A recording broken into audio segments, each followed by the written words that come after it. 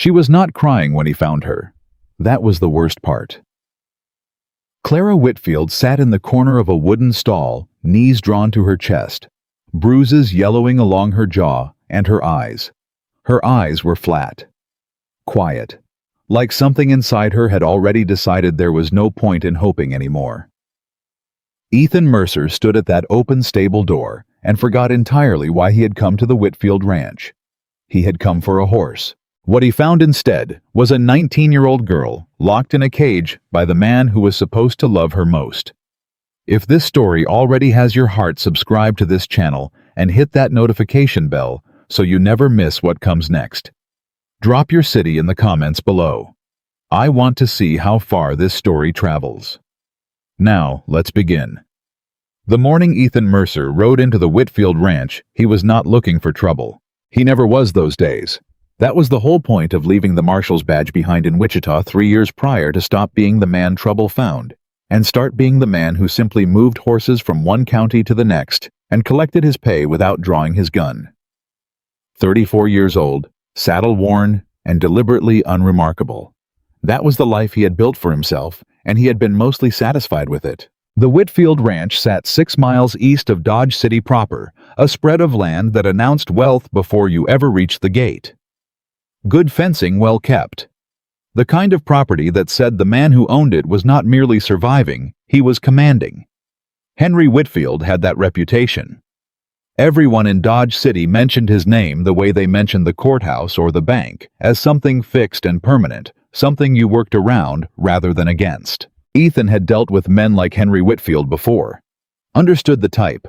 Knew how to be polite enough to get what he came for and gone before the pleasantries wore thin. He tied his horse at the post near the main house and waited. A ranch hand, young, nervous-looking, with eyes that couldn't quite settle anywhere, told him Mr. Whitfield was occupied and directed him toward the stable to inspect the mare himself. "She's the roan in the third stall," the boy said, and then he walked away faster than the situation required. Ethan noticed that, filed it away the way he used to file away small details when he still wore a badge. A man who walks away too fast from a simple conversation is either hiding something or afraid of something, sometimes both. He crossed the yard toward the stable. That was when he heard it. Not a sound exactly, more like the absence of sound shaped into something deliberate. A breath held too long, released too carefully, the particular silence of a person trying to take up no space in the world. He had heard that quality of quiet before in places he would rather not remember. In back rooms of saloons, in the corners of jailhouses, in the faces of people who had learned that being noticed brought pain. The stable door was chained. A heavy iron chain looped twice through the iron door handle and secured with a padlock the size of a man's fist. Ethan stood there a moment looking at that chain. He had been told the mare was in the third stall. He had been directed here by the ranch hand. There was no logical reason for a stable full of horses to be locked from the outside with the kind of security you'd use on a county jail. He knocked on the door. Silence. Then very quietly, so quietly he almost missed it, a voice. "Please." Just the one word, barely more than air. "Please don't tell him I made noise." Ethan's jaw tightened. He looked back toward the main house. The ranch hand had disappeared. No one was watching the yard. He pulled out the short iron tool he kept on his belt for prying loose wagon hardware and went to work on the chain. It took him 4 minutes. He counted out of habit. When the door swung open, the smell hit him first. Hay sweat, fear. The particular combination of smells that meant a human being had been living in an animal's space. Then he saw her. Clara Whitfield was 19 years old, though she looked both younger and older than that, at the same time younger in her frame, slight and folded into herself in the corner of a wooden stall, and older in her eyes, which held the particular exhausted stillness of someone who had stopped expecting rescue a long time ago. She had bruises on her jaw and her left wrist. Her dress was dirty, torn at the sleeve. Her dark hair was matted on one side where she had been sleeping against the wooden wall.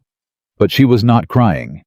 That was the thing that lodged itself in Ethan's chest and wouldn't move. She was not crying. "Miss," he said, keeping his voice low and even. My name is Ethan Mercer. I am not a man who works for your father. I came to buy a horse, and I'm going to need you to tell me what's happened here." She stared at him for a long moment. Her eyes moved to the open door behind him, then back to his face, assessing, calculating the way a person does when every offer of help has historically come with a hidden cost. "How long have you been locked in here?" he asked. 3 days. Her voice was hoarse. He said a week. He said a week because I—" She stopped, pressed her lips together. "It doesn't matter why." "It matters," Ethan said. "Not in Dodge City it doesn't." She said it without bitterness, which was somehow worse. Just a fact she had made her peace with. "My father is Henry Whitfield. If you know this county at all, you already know that name means the conversation is over before it starts." Ethan crouched down so he wasn't looming in the doorway, level with her. "I'm from Wichita originally, new enough to this county that the name doesn't scare me the way it probably should." Something moved in her expression. Not quite hope. More like the memory of what hope used to feel like. "There are documents," she said quietly. "Papers. My mother died 4 years ago, and she left her land 340 acres to me. Not to him. To me. I found the original deed last month in her Bible. I was going to take it to the county clerk." She paused. "He found out before I could leave the property." Ethan said nothing. Let her continue.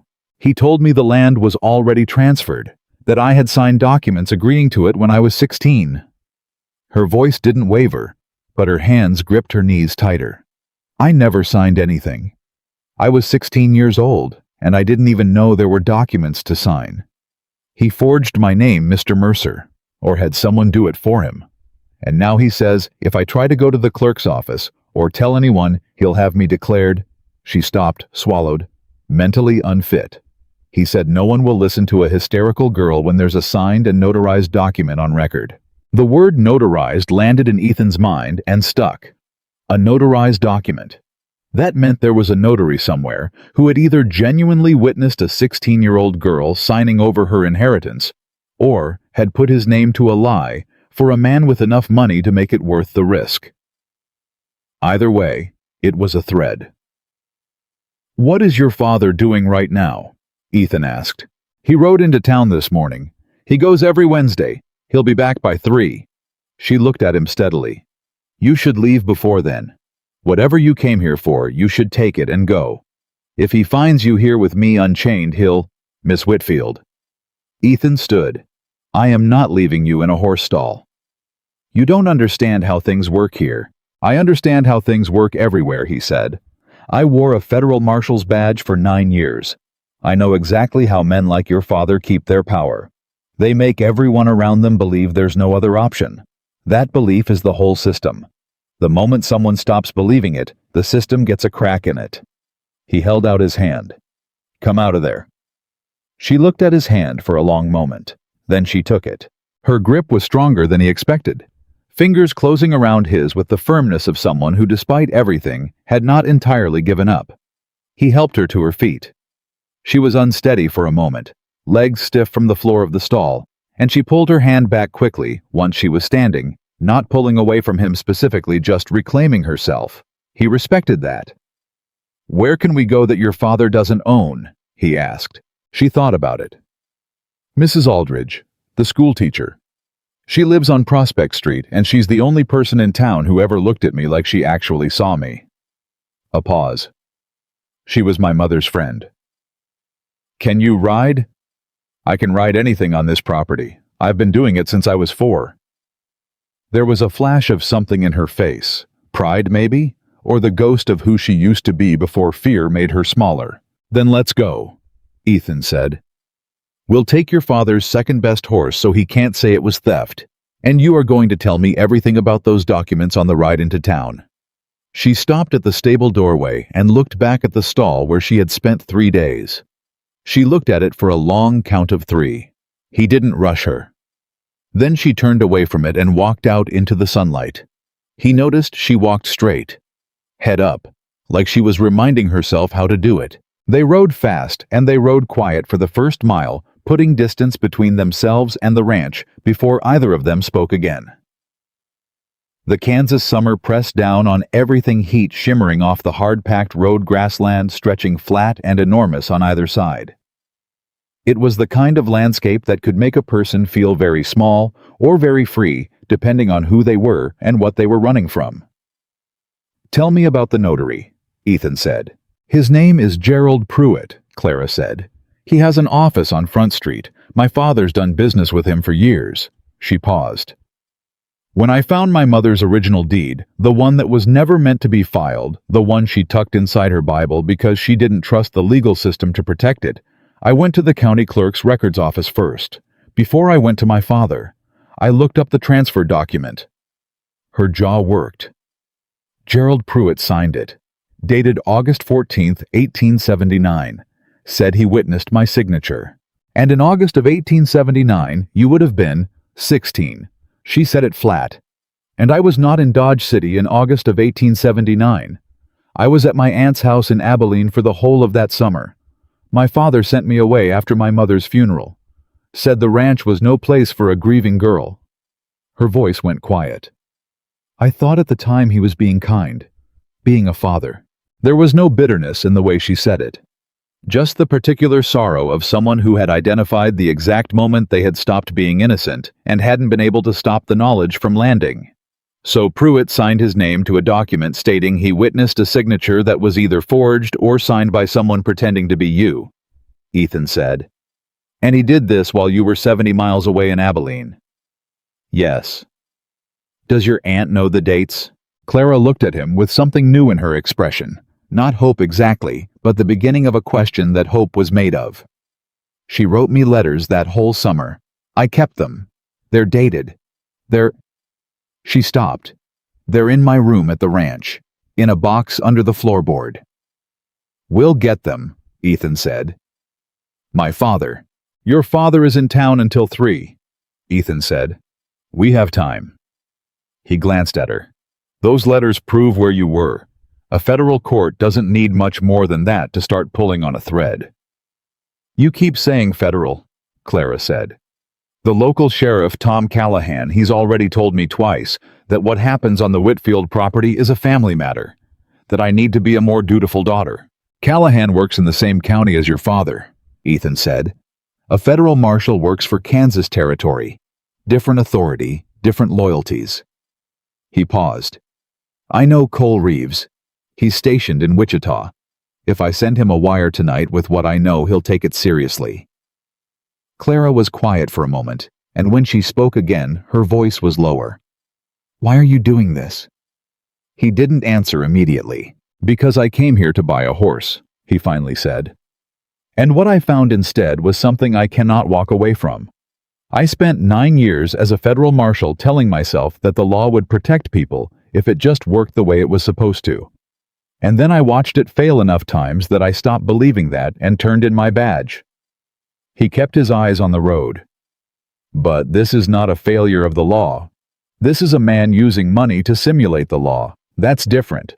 That one I know how to fight." She didn't say anything to that, but she held herself differently in the saddle, fractionally straighter, fractionally less, like someone waiting for the next blow.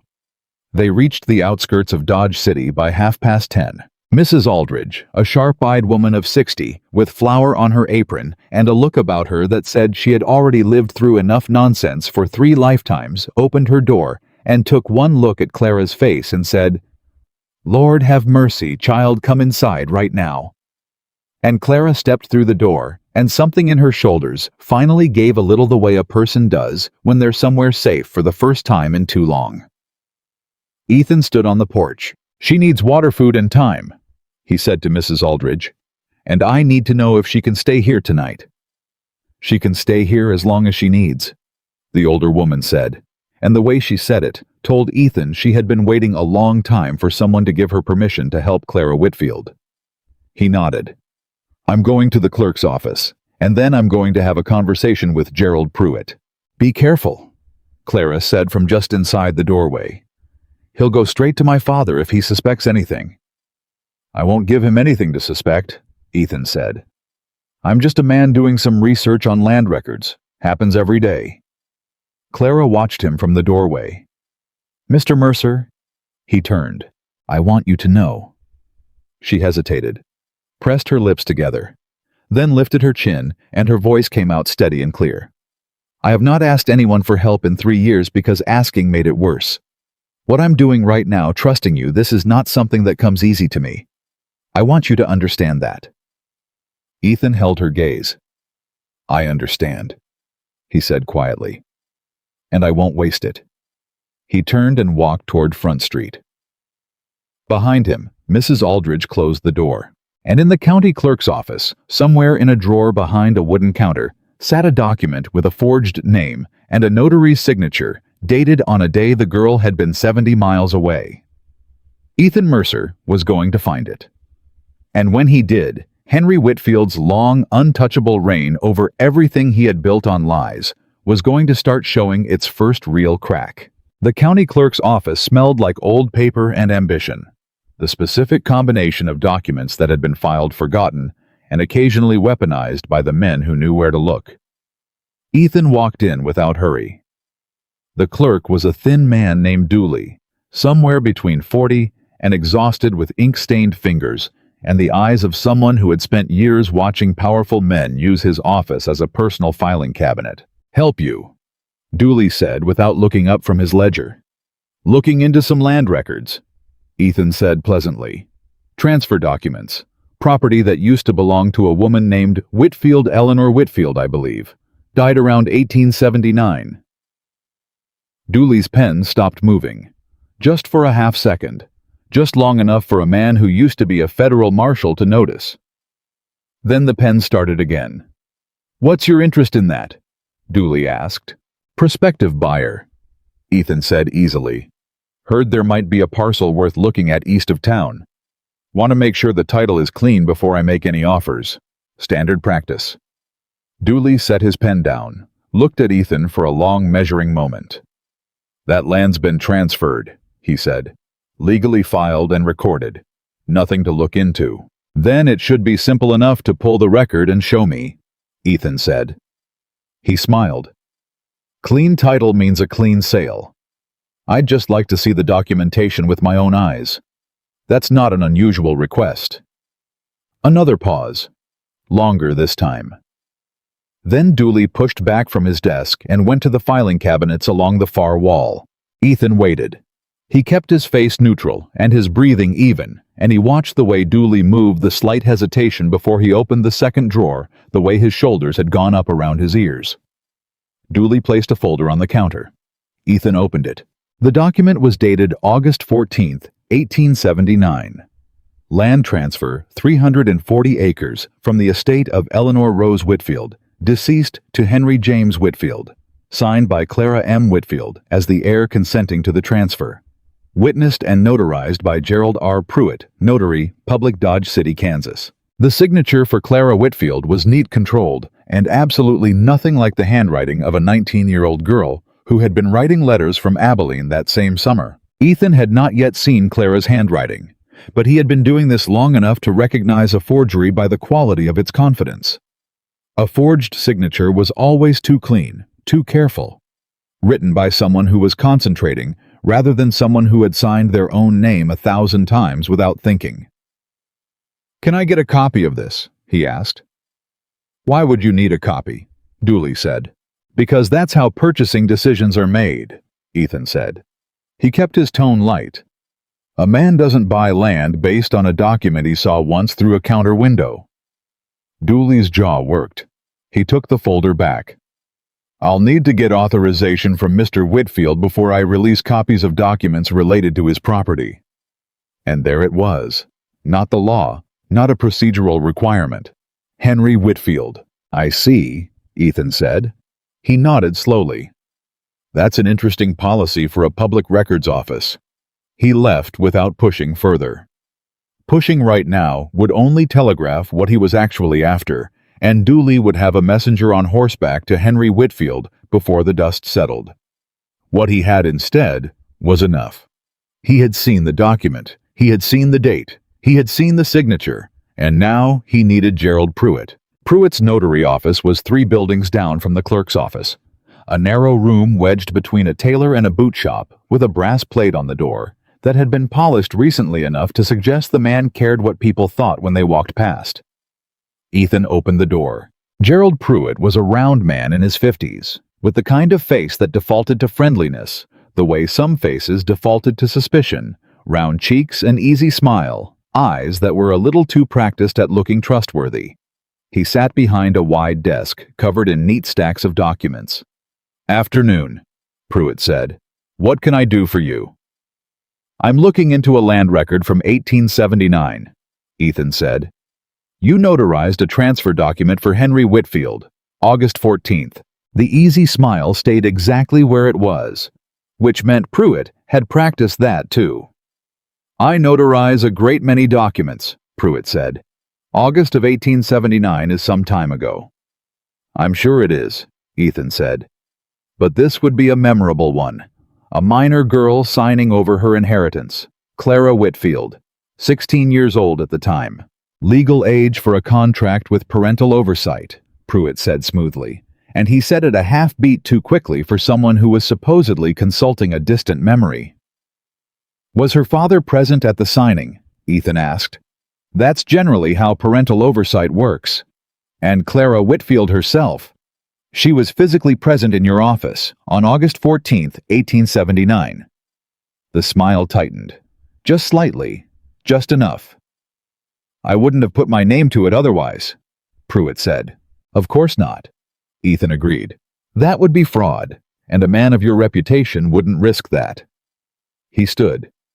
"I appreciate your time, Mr. Pruitt." He was at the door when Pruitt spoke again. "Who are you working for?"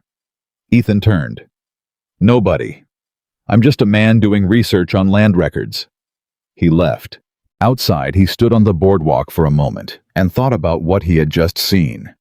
Not in Pruitt's words, those told him nothing useful. In Pruitt's face.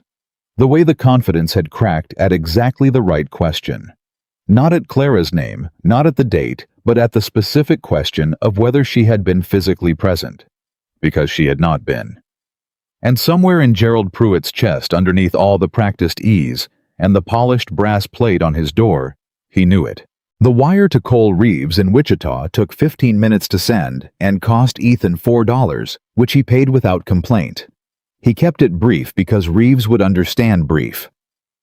They had worked together for 3 years before Ethan turned in his badge, and Reeves was the kind of man who could read the space between words. Possible land fraud. Dodge City stop. Whitfield property. Stop. Minor girl signature. 1879. Stop notary. Pruitt. Stop. Need authority to pull federal land records. Stop contact me. Dodge City Telegraph Office. Stop. Mercer. He sent it and walked back to Mrs. Aldridge's house. Clara was sitting at the kitchen table with a cup of tea and the particular stillness of someone who had just eaten a real meal after too many days without one. Mrs. Aldridge was moving around the kitchen with the focused energy of a woman who processed worry through productivity. Clara looked up when Ethan came in. "The document exists," he said, pulling out a chair and sitting across from her. "Dated August 14th, 1879. Gerald Pruitt's name is on it. Your signature is on it." "I've never set foot in Pruitt's office," Clara said. "I know. I could see it. The signature doesn't match a natural writer." He leaned forward. "Clara, the letters from your aunt in Abilene, you said they're under the floorboard in your room." "Yes. We need them." She set down her cup. "My father gets home at 3. It's 11:15 now." She looked at him for a moment, then she stood up. "Then we need to move." Mrs. Aldridge made a sharp sound. "You are not sending this girl back to that property." "She won't be alone," Ethan said. "And we won't be going inside the house. There's a window." He looked at Clara. "My bedroom window faces the east side of the house," Clara said. "Away from the main yard. There's a low roof overhang. I used to climb in and out when I was younger." She said it without embarrassment. Just a fact. "My father thinks I use the stairs like a proper girl. He doesn't know about the window." "One of the few things he doesn't know," Mrs. Aldridge said grimly. How many ranch hands will still be on the property? Ethan asked. 2, maybe 3. They'll be working the south pasture this time of day. The stable hand. Clara stopped. Billy, the young one. He saw me every day this week and didn't say anything. Because he's afraid, Ethan said. Everyone on that property is afraid, Clara said quietly. That's how my father runs things. Fear is cheaper than wages. They rode back out to the Whitfield ranch with the sun past its peak and the heat rising off the road in visible waves. Clara rode with her back straight and her eyes forward, but Ethan could see her hands on the reins controlled deliberate, the grip of someone managing a feeling, rather than being managed by it. She was more than he had initially understood he was realizing. The stillness he had first taken for defeat was something more complicated. It was a girl who had learned to make herself invisible as a survival strategy, who had compressed herself down to almost nothing, because that was the shape that kept her safest, but who had not underneath all of it actually gone anywhere. She was still there, all of her waiting. That changed things somewhat. They approached the ranch from the north side, coming in wide of the main gate. Clara led the way without hesitation. She knew this land, the way people know the rooms of a house they have lived in their whole lives, every rise and dip memorized. There, she said softly. The window's unlatched. I left it that way 3 days ago when... She stopped. When I was trying to leave. Ethan stayed with the horses. Clara went. He watched her move quick and economical, no wasted motion up the low overhang and through the window without making a sound. A minute passed. 2 minutes. He kept one eye on the south pasture. Then the window came open wider, and a small wooden box appeared passed through the opening with careful hands. Clara came down the same way she'd gone up. Got them, she said. She held the box against her chest. All of them. And the deed, the original one from my mother's Bible. I kept it with me the night he locked me up. It was in my dress pocket. She pulled it out. A folded piece of paper worn at the creases, slightly damp from days in a stable. But intact. Ethan took it carefully, unfolded it, read it. Eleanor Rose Whitfield, in sound mind. Bequeathing 340 acres to her daughter, Clara Marie. Whitfield, upon the daughter's 21st birthday, or upon the mother's death, whichever came first. Dated 1877. Signed by Eleanor Whitfield and witnessed by one Margaret Aldridge. Ethan looked up. Mrs. Aldridge witnessed your mother's original deed. Yes? Clara's voice was very quiet. My mother trusted her. Didn't trust the county filing system. Didn't trust my father. She knew something was wrong even then, I think. She couldn't prove it. She didn't need to, Ethan said. She left a document that does. They were back on the road toward Dodge City before either of them spoke again, and it was Clara who broke the silence. What happens now? She asked. Now we wait for Reeves to wire back, Ethan said. And while we wait, you open that box and you tell me what those letters say. She opened the box.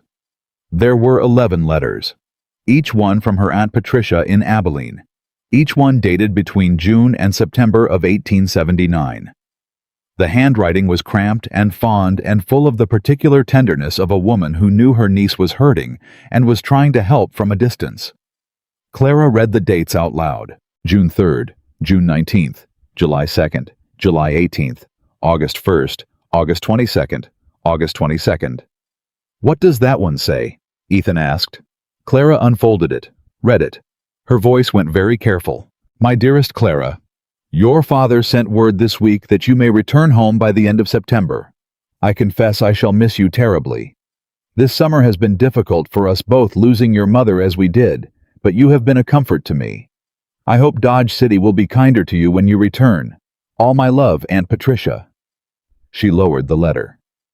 Dated 8 days after the document Pruitt signed, she said, while I was still in Abilene. 8 days after he witnessed your signature, Ethan said. Your aunt was writing to you about when you might come home. Which means I was not in Pruitt's office on August 14th. Which means the signature is forged. Which means Pruitt lied. Which means your father committed federal land fraud. Ethan's voice was steady and deliberate. Clara, that document he filed, if your mother's deed had been properly recorded, the land was always yours. He stole it. Not from your mother. From you. A 16-year-old girl who was in another city, grieving the only parent who ever tried to protect her. Clara said nothing. She folded the letter carefully, placed it back in the box, and closed the lid. Then she turned her face toward the road ahead, and for a long moment she was absolutely still.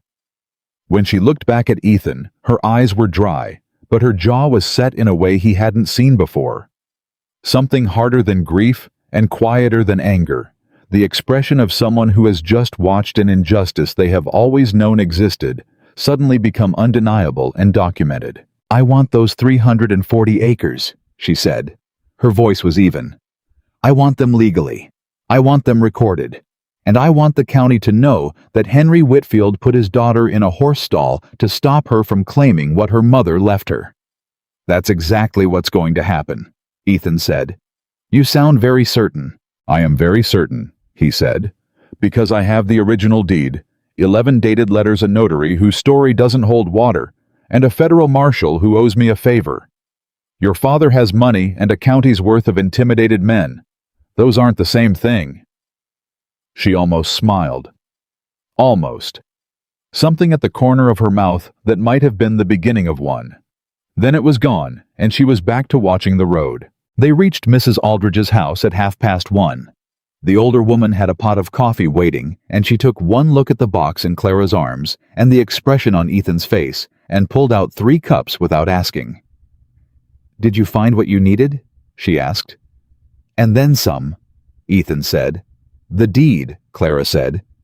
She set the box on the table and opened it, laid the original document out flat. "You witnessed this, Mrs. Aldridge." The older woman sat down heavily. She reached out and touched the edge of the paper with 2 fingers very gently, the way you touch something you are afraid might disappear. "Your mother brought that to me on a Tuesday afternoon," she said softly. "She said she didn't trust banks, and she didn't trust the county office, and she didn't entirely trust the Lord to intervene in time. She said the only thing she trusted was a piece of paper witnessed by someone who would still be standing when the trouble came." She looked at Clara. "I told her I hoped the trouble never came." "It came," Clara said. "I know." Mrs. Aldridge straightened. "And I'm still standing." She looked at Ethan. "What do you need from me?" "A sworn statement," Ethan said. "Witnessed by a second party, attesting that you watched Eleanor Whitfield sign this document and that the document represents her genuine wishes and intentions. We'll need it notarized, not by Pruitt," Mrs. Aldridge said flatly. "Not by Pruitt," Ethan agreed. "There's a notary in Cimarron who works under federal certification, 60 miles out, but worth the ride if it comes to that." He paused. "For right now, I just need the statement written in your hand and signed. That's enough to start with when Reeves wires back." "Then let me get my writing things," Mrs. Aldridge said, and pushed back from the table with the decisive energy of someone who had been waiting 3 years for a reason to do something useful. It was 20 minutes past 2 when the telegraph office boy knocked on the door. He was maybe 14, with the self-important look of someone carrying a message he knew was important without knowing why. Ethan took the wire. Short as he'd expected. "Received. Stop land fraud is federal jurisdiction. Stop will file authorization for records pulled today. Stop arriving. Dodge City Friday. Stop keep evidence secured. Stop Reeves." Friday was 2 days away. Ethan looked at the date on the wire, and then he looked at Clara. "Cole Reeves is coming to Dodge City Friday," he said. "Federal marshal. He'll have authority to subpoena the county records directly. Dooley can't hide behind Whitfield's permission anymore. Reeves can compel Pruitt's testimony. He can pull the original filing against your mother's deed and prove the override was fraudulent." 2 days, Clara said. 2 days, Ethan confirmed. "My father doesn't know any of this," she said. It wasn't quite a question. "Not yet," Ethan said. "He knows I opened that stable door. His ranch hand saw me leave with you. So he knows you're gone, and he knows a stranger helped you. But he doesn't know about the letters, or the original deed, or the wire to Reeves. He'll guess, Clara said. He's not people underestimate him because he's cruel, but he's not stupid. He'll guess that I went somewhere with someone and that I talked.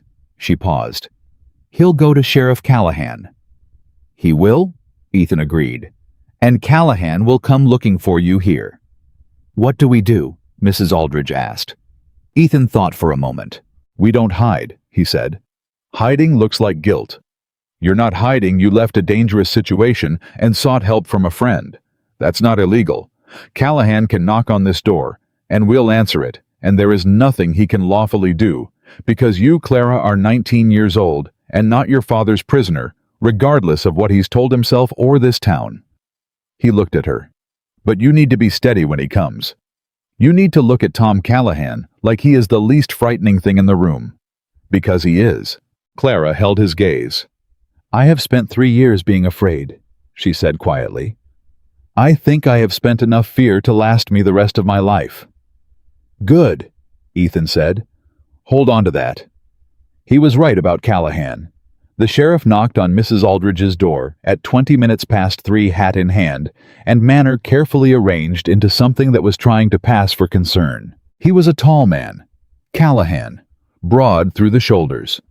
The kind of physical authority that worked very well on people who had not yet decided to stop being impressed by it. Miss Whitfield, he said, looking past Ethan at Clara, who stood in the center of the room with her hands at her sides and her chin level. Your father is worried about you. Is he? Clara said. He'd like you to come home. I'm sure he would, Clara said. I'm not going to. Callahan's jaw tightened slightly. Now, miss, she's not a minor, Ethan said from his position beside the door. She's 19 years old. She left her father's property voluntarily, and she is staying voluntarily with a family friend. There is no law requiring her to return. This is a family matter, Callahan said. He was looking at Ethan now with the particular displeasure of a man who has been redirected mid-sentence. Who exactly are you? Ethan Mercer, former federal marshal, Wichita District. He said it easily, without emphasis, the way you state a fact that doesn't need defending. And you're right that this is a family matter. Specifically, it's a matter involving federal land fraud, a forged signature, and a notarized document signed in the absence of the girl who was allegedly present for it. He paused. A federal marshal is arriving from Wichita on Friday to begin an official inquiry.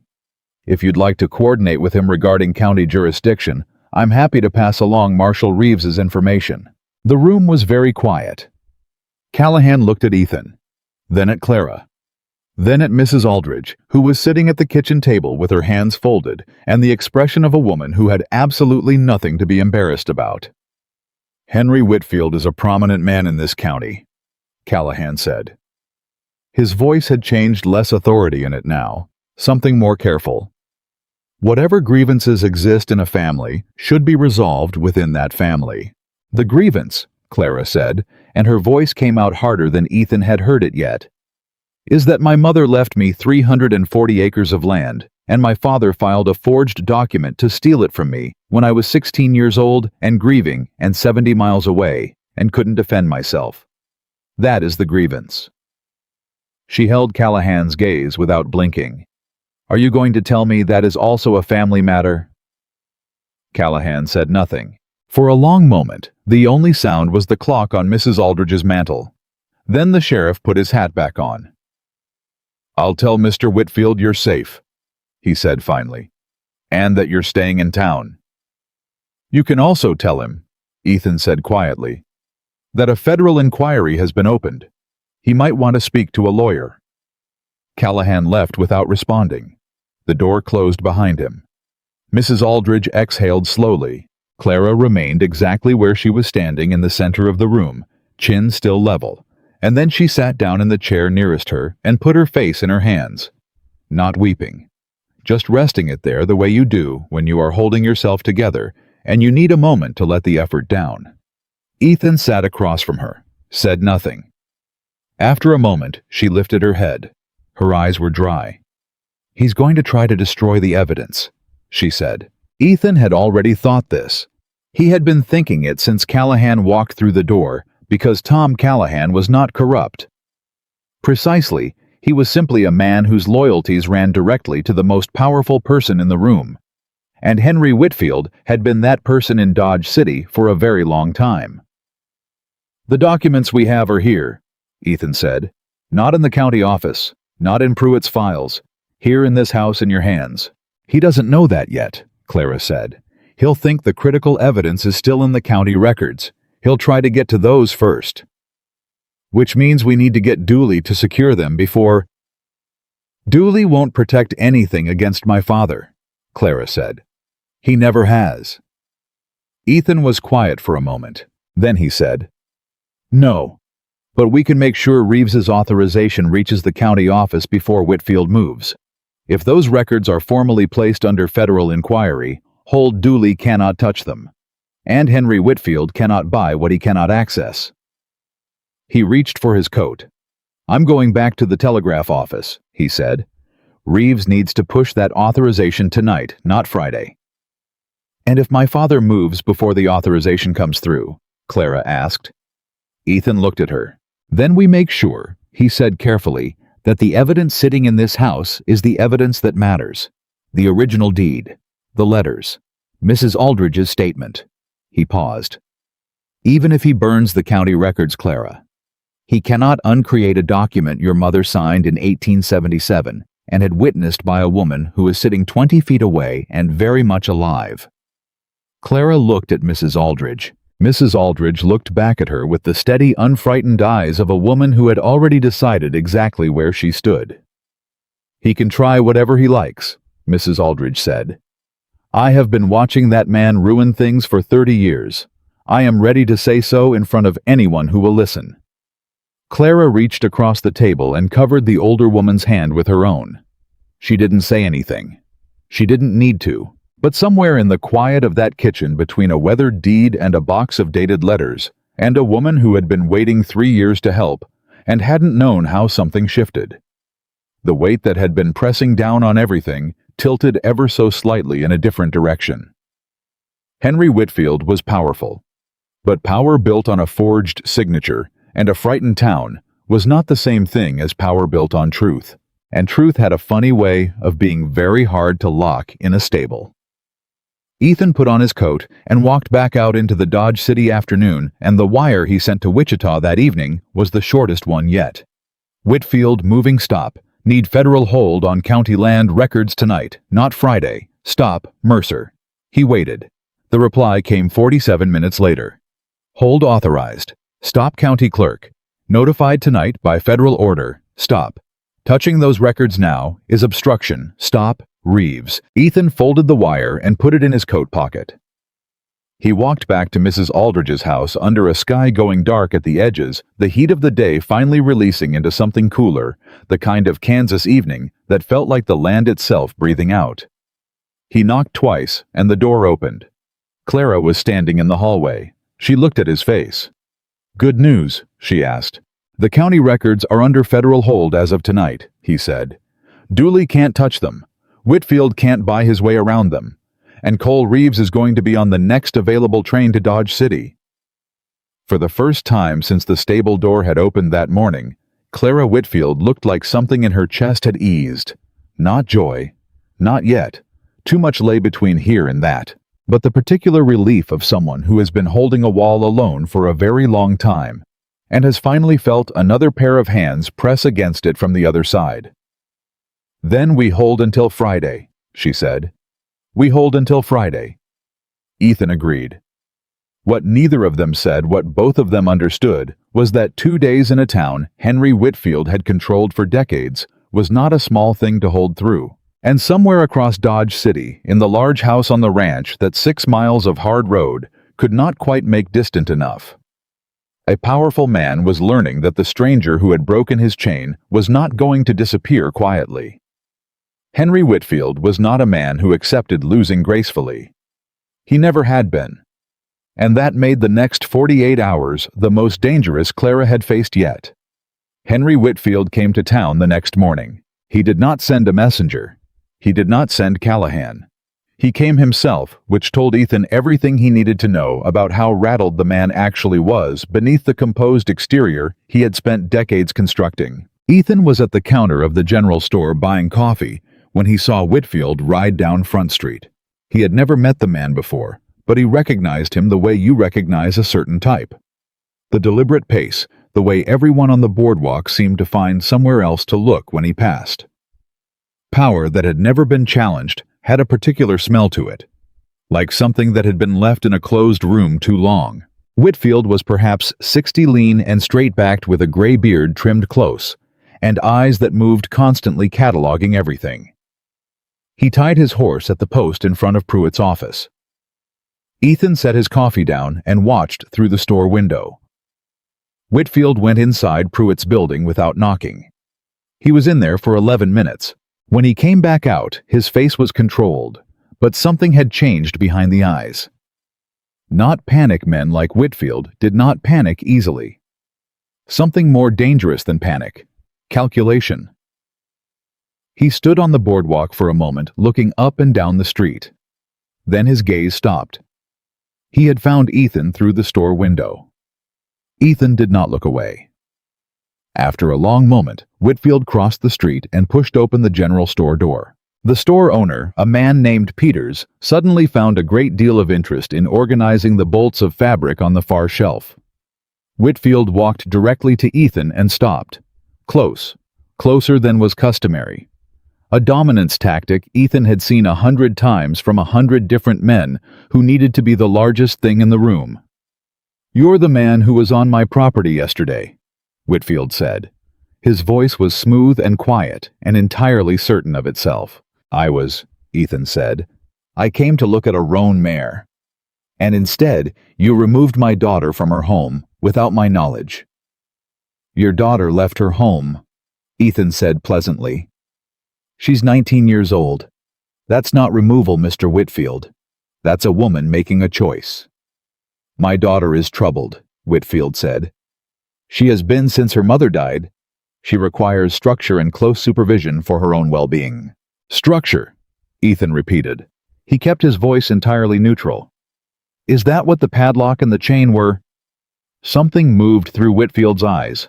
Gone almost before it registered, but Ethan caught at a flash of something that was not quite anger and not quite fear, but lived in the neighborhood of both. "You don't understand this family," Whitfield said. "I understand enough," Ethan said. "I understand that a document exists in the county office transferring 340 acres out of your daughter's name signed on a date when she was in Abilene. I understand a notary put his name to it. And I understand a federal marshal is arriving in Dodge City tomorrow to formally inquire into those circumstances." The composure didn't break. Men like Whitfield had too much practice for composure to break easily. But it thinned. Just visibly, just enough. "Whatever you think you know," Whitfield said quietly, "you are a stranger in this county. You do not understand the relationships here, the history. You are going to cause a great deal of damage based on a grieving girl's distorted memories, and then right away when it collapses, and I will be left to repair what you've destroyed. Or..." Ethan said, "I'm right, and a federal investigation will determine that." The two men looked at each other. "Stay away from my daughter," Whitfield said. "That is entirely up to your daughter," Ethan said. Whitfield held the eye contact for 3 more seconds. Then he turned and walked out of the store with the same deliberate pace he had come in with. Peters emerged from behind the fabric bolts. "Lord Almighty," the store owner said. "I have never seen anyone speak to Henry Whitfield like that and keep all their teeth." "The day is young," Ethan said. He picked up his coffee. "Does Whitfield have men in town he keeps on retainer, not ranch hands town men? Men he pays to solve problems that can't be solved through official channels." Peters looked at him for a long moment, clearly weighing the calculation of what it cost to answer against what it cost to stay silent. "Fella named Rudd," he said finally. "Cobb Rudd. He drinks at the Long Branch and he doesn't do any visible work, but he always seems to have money. Shows up when Whitfield's got a situation that needs handling." "What does Rudd look like?" "Big, red-haired, scar across his chin." Peters paused. He put a man in the hospital in Cimarron 2 years ago. Nothing was ever proven. Ethan filed that away. He went back to Mrs. Aldridge's house and told Clara about the conversation in the store. She listened without interrupting. When he was done, she was quiet for a moment. "He came himself," she said. "Yes, he never does that." She looked up. "When there's a problem he wants handled, he sends someone else. Keeps his hands clean. He came himself because—" She stopped. Thought about it. "Because he's frightened.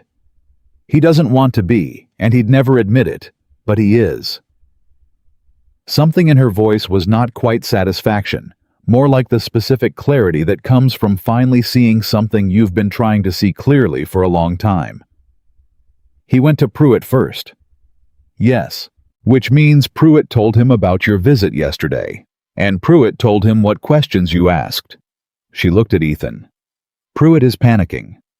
"Pruitt has a great deal to panic about," Ethan said. "A panicking Pruitt is dangerous," Clara said. "He might try to change his story before Reeves gets here. File an amended record, claim a clerical error, something that makes the discrepancy look like a mistake rather than deliberate fraud." Ethan had already thought of this. He had been thinking about it since he walked out of Pruitt's office the previous afternoon. A notary who amended his own records in the 48 hours after being questioned by a former federal marshal was a notary who had just provided the most compelling possible evidence of consciousness of guilt, but that was only useful if Reeves arrived before the amendment could be buried. "I need to get to Pruitt before he does anything," Ethan said. "He won't talk to you willingly," Clara said. "He doesn't need to talk willingly," Ethan said. "He just needs to understand that amending those records right now would be the worst decision of his professional life." He found Pruitt at his desk, but the easy smile was entirely gone. The round face was pale, and the hands on the desk were not quite steady. The man looked up when Ethan walked in, and the first thing he did was look past Ethan at the door, as if calculating whether he could get to it before Ethan could. "Mr. Pruitt," Ethan said, and closed the door behind him. He sat down across from the desk without being invited. "You spoke to Henry Whitfield this morning." Pruitt said nothing. "I understand the impulse," Ethan said. "He's a man people go to when they're scared. He has that quality makes you feel like his problem and his solution are the same thing." He paused. "They're not. Not this time." "I don't know what you want from me," Pruitt said. His voice had changed entirely from the previous day. The practiced smoothness was gone, leaving something that sounded younger and considerably more frightened. "I want you to leave your records exactly as they are," Ethan said. "Not amended, not corrected, not adjusted in any way. Whatever is in that file right now, that is what Federal Marshal Reeves is going to review when he arrives tomorrow." "I may have made an administrative error," Pruitt said. His eyes wouldn't quite land anywhere. "These things happen. Dates can be misrecorded." "Gerald." Ethan leaned forward slightly. "Listen to me very carefully. If you amend those records before a federal marshal arrives to review them, you have just demonstrated that you knew the original records were fraudulent. A simple error gets you a fine and a reprimand. Amending records during an active federal inquiry gets you a cell in the federal penitentiary." He let that land. "Do not touch those files." Pruitt's mouth opened and closed. "Furthermore," Ethan continued, "if Henry Whitfield has suggested to you this morning that adjusting the records is in your mutual interest, I would encourage you to consider that Henry Whitfield's interest and your interest are not the same thing. He will hire a lawyer. You will not be able to afford one of comparable quality. And when it comes to determining who bears criminal culpability for the fraudulent filing, I can tell you exactly how these situations resolve. The smaller fish goes to prison, and the larger fish reaches an arrangement." The silence in Pruitt's office was total. "Unless," Ethan said, his voice quieter now, almost gentle, "unless the smaller fish cooperates with the federal investigation before the larger fish has the chance to make him the scapegoat. Cooperative witnesses are treated considerably differently than co-conspirators." Pruitt's hands on the desk had gone very still. "I never met that girl," Pruitt said. His voice had dropped to almost nothing. "Clara Whitfield. I never met her." Henry Whitfield brought me the document and told me the girl had signed it in her father's presence, and that standard parental oversight applied, and all I needed to do was certify the notarization. He said it was a routine family estate matter. He stopped, swallowed. He paid me $40. I knew I hadn't witnessed anything, but he said it was routine. And you signed your name to a notarized certification stating that you had personally witnessed a 16-year-old girl sign over her inheritance, Ethan said, knowing you had not. Yes, barely above a whisper. Write that down, Ethan said. Everything you just told me. Date it, sign it, and do not show it to Henry Whitfield. Give it to me. Pruitt looked at him. It might go easier for you, Ethan said. I am not promising anything, but a voluntary written statement given to a federal investigation before charges are filed is not the same as a confession extracted under subpoena. The difference matters. Pruitt pulled a sheet of paper toward him. His hand was shaking when he picked up the pen. He wrote for 4 minutes. Then he signed it and pushed it across the desk. Ethan folded it carefully, placed it inside his coat, and stood. Don't leave Dodge City, he said. Don't send any messages to Whitfield. Don't amend any records. Just sit exactly where you are until tomorrow. He walked out. 40 minutes later, he was back at Mrs. Aldridge's kitchen table, laying the written statement flat on the surface. Clara read it. She read it twice. Then she set it down and looked out the window for a long moment. He said it was routine, she said. Yes. $40, she said. My mother's land. 340 acres. My entire life for the last 3 years. Her voice was perfectly controlled. $40. Men like your father have a talent for making corruption seem administrative, Ethan said. It's how they do it for so long.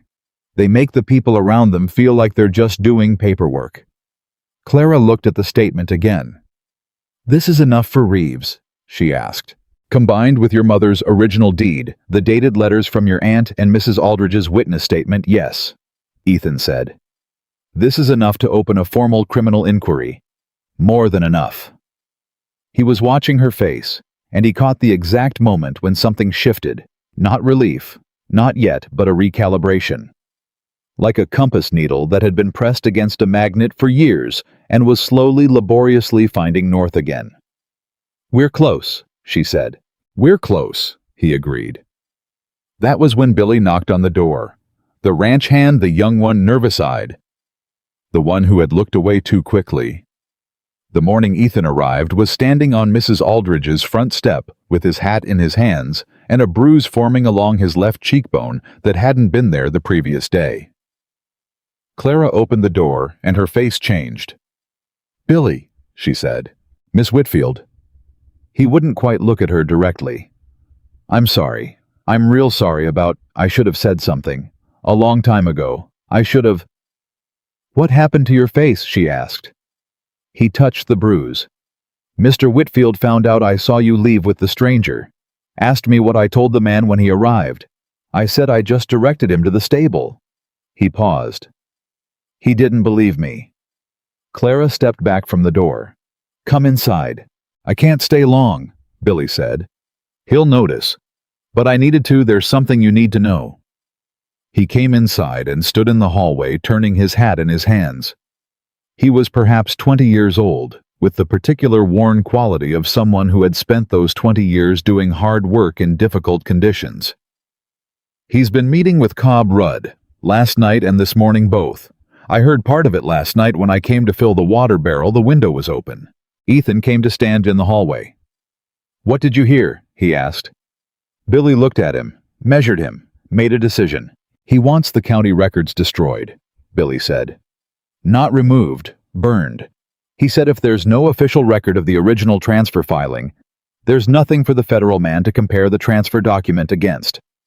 Rudd said he could get into the clerk's office tonight.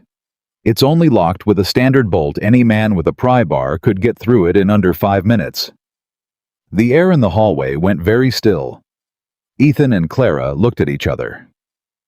Tonight, Clara said. That's what he said. Billy confirmed. He said do it tonight before the federal marshal arrives. He said make it look like an accident if possible. A lamp left burning.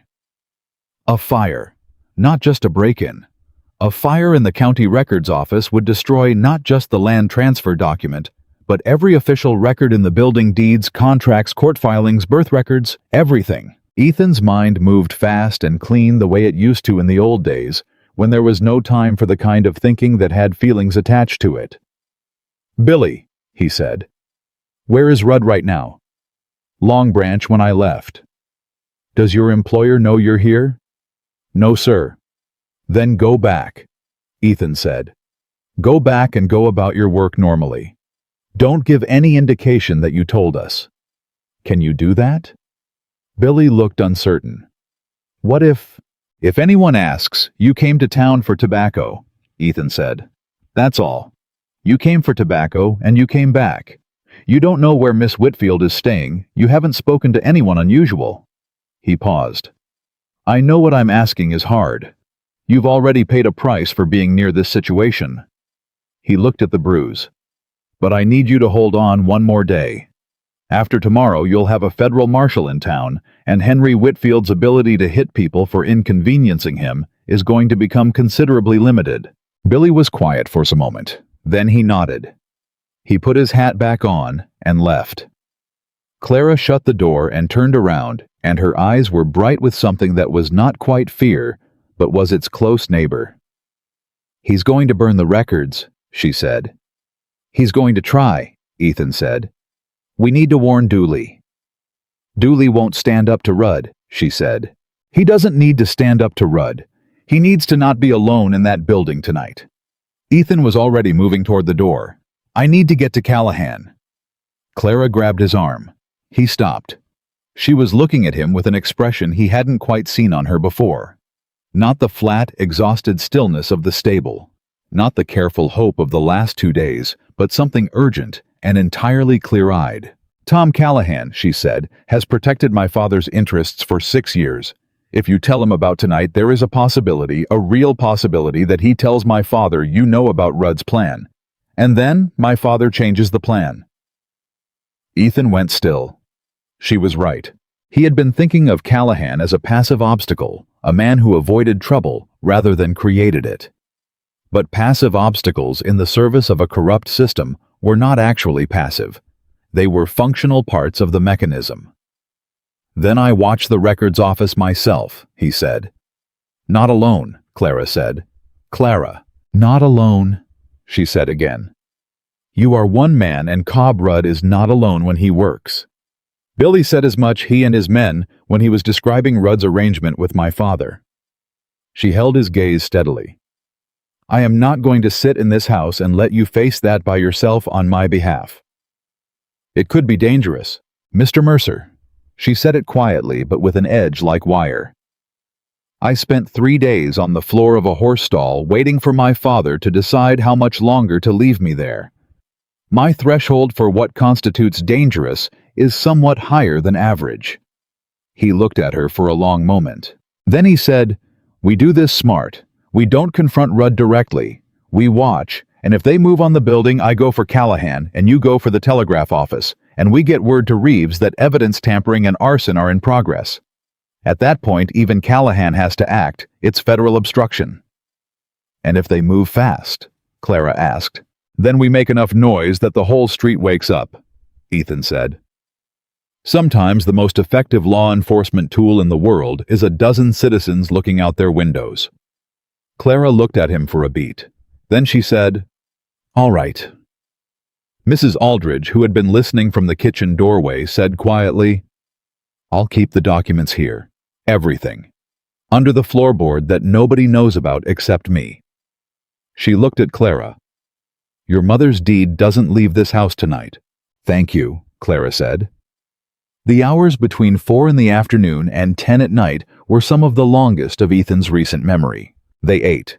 They talked, mostly Clara and Mrs. Aldridge sharing memories of Eleanor Whitfield, with the particular tenderness of people who have been waiting for permission to speak a name freely. He listened more than he spoke.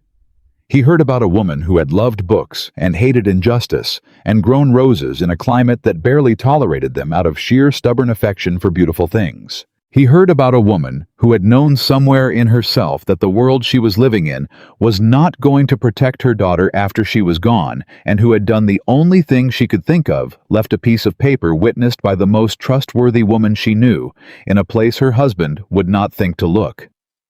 She hid it in plain sight, Mrs. Aldridge said, right there in her Bible, because he never opened it. Clara smiled at that.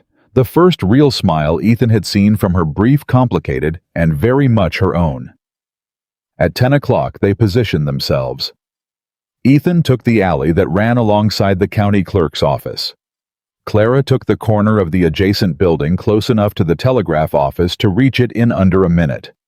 They had agreed on a signal if Ethan saw movement on the records building, he would whistle twice. The night was warm and very quiet. Dodge City after 10 had a particular quality, not quite peaceful, more like paused. The way a held breath is not the same as calm. An hour passed. Then another. Ethan was beginning to wonder if Billy had been wrong about the timing when he heard footsteps in the alley. Not one set. 3.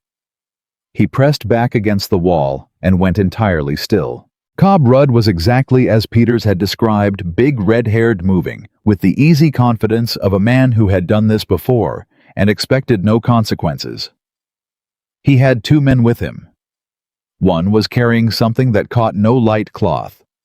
Heavy cloth wadded up under one arm. The other had a pry bar. They went straight for the clerk's office side door. Ethan whistled twice. Then he stepped out of the alley and said clearly and without rushing, "Federal property. Step away from that door." Rudd turned. He looked at Ethan and he laughed. It was the kind of laugh that was also a threat assessment. "Who the hell are you?" Rudd said. "A man with a significantly better memory than you'd like," Ethan said. "And a witness." As if on cue, because they had planned it precisely, Clara's voice came from the far end of the street, loud and carrying in the still night air. "Fire help men breaking into the county office." Lights began coming on. Windows opening. Rudd's face changed from amusement to calculation, to something that recognized the math and didn't like the result. Within 60 seconds, 4 citizens were on the street. Within 90, Tom Callahan arrived, and whatever private arrangement he had with Henry Whitfield, the man was not stupid enough to stand in front of half of Dodge City's awake population and do nothing while 3 men with a pry bar stood outside the county records office. "Rudd," Callahan said. His voice was entirely different from the careful, managed tone he had used in Mrs. Aldridge's house. "Drop that." Rudd dropped the pry bar. "Get away from that door." They moved. Clara appeared at Ethan's side. She was breathing hard from running, but her face was composed, and she was watching Callahan with the particular expression of someone who has just discovered where the edge of a man's self-interest actually falls. Callahan was arresting Rudd, doing it properly in front of witnesses with the pry bar still lying on the ground as evidence. "He'll minimize it," Clara said quietly, standing close to Ethan so only he could hear. "Say it was a misunderstanding. Attempted burglary with no connection to my father." "Maybe," Ethan said. "But Rudd is looking at a burglary charge at minimum.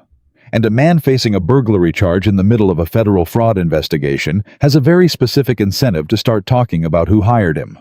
He paused. "Your father made a mistake tonight. He moved too fast and too visible. He scared Clara, and scared men make the kind of mistakes that unravel everything they've spent years building." Clara watched Callahan lead Rudd away down the street. The gathered citizens murmured to each other and gradually dispersed. The night went quiet again. The county records office was still standing, unburned, unaltered. Every document inside exactly as it had been when Reeves's federal hold order arrived. Clara let out a long, slow breath. Then she said, "Tomorrow."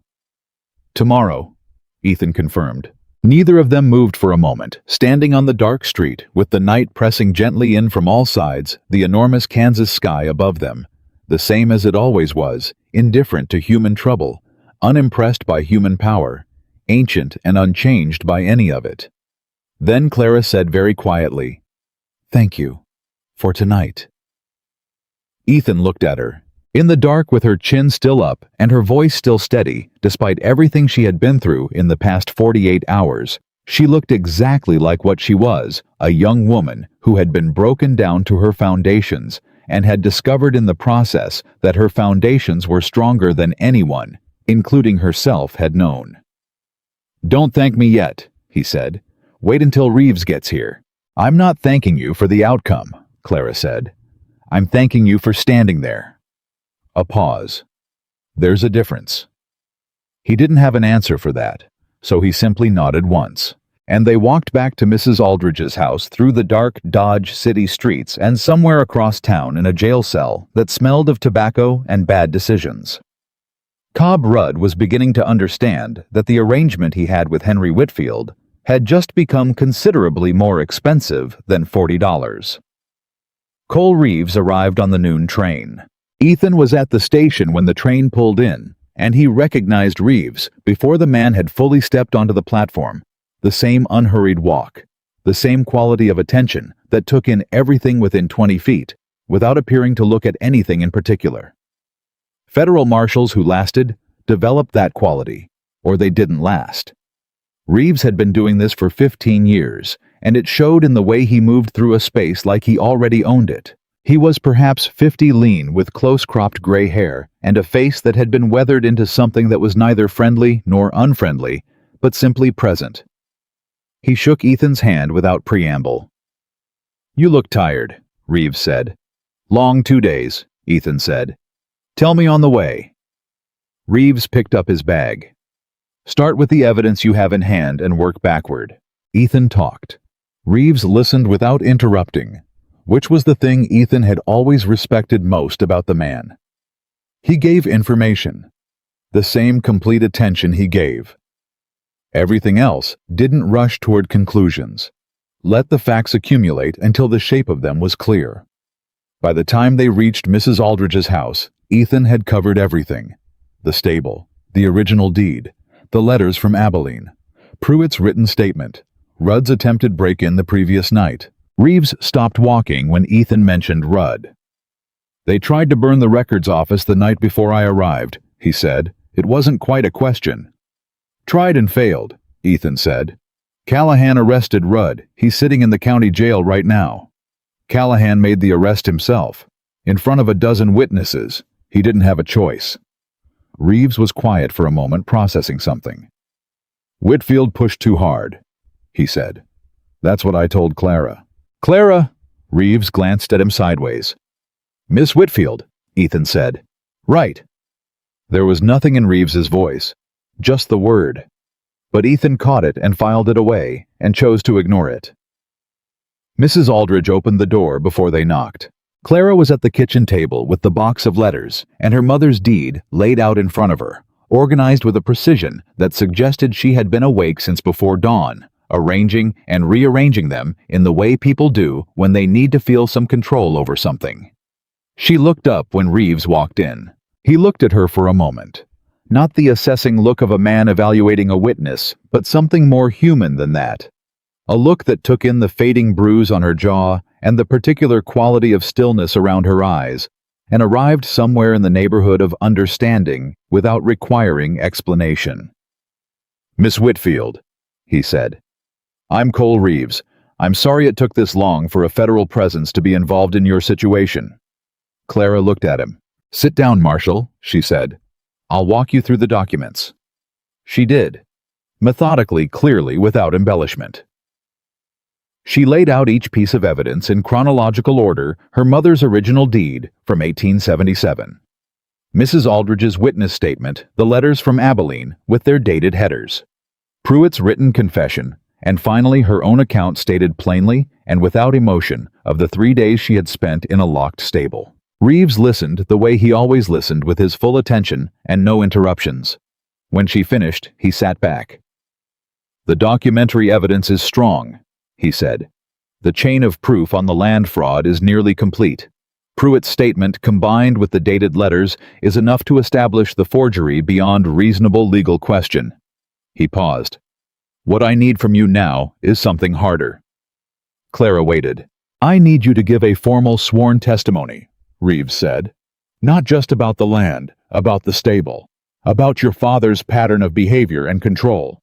The land fraud is federal jurisdiction, but evidence of unlawful imprisonment even within a family property goes to the broader case. It establishes motive and it establishes character. He looked at her steadily. It means telling everything in front of a court stenographer. It means that testimony becomes part of an official federal record. It means your father's lawyers will eventually have access to it and will use it in his defense by trying to characterize you as unstable or vindictive. They'll try that regardless, Clara said. Yes, Reeves agreed. But knowing it in advance and being prepared for it is different from being surprised by it. I've been prepared for my father's tactics for 3 years, Clara said. The only thing I wasn't prepared for was that someone might actually be listening. She held Reeves's gaze. I'll give the testimony. Whatever you need. Reeves nodded once. This afternoon, then, he said. I'll set up in the hotel meeting room. Bring everything. He stood, then paused and looked at Ethan. I need to speak to Callahan, he said. And I need to see Rudd. I'll take you, Ethan said.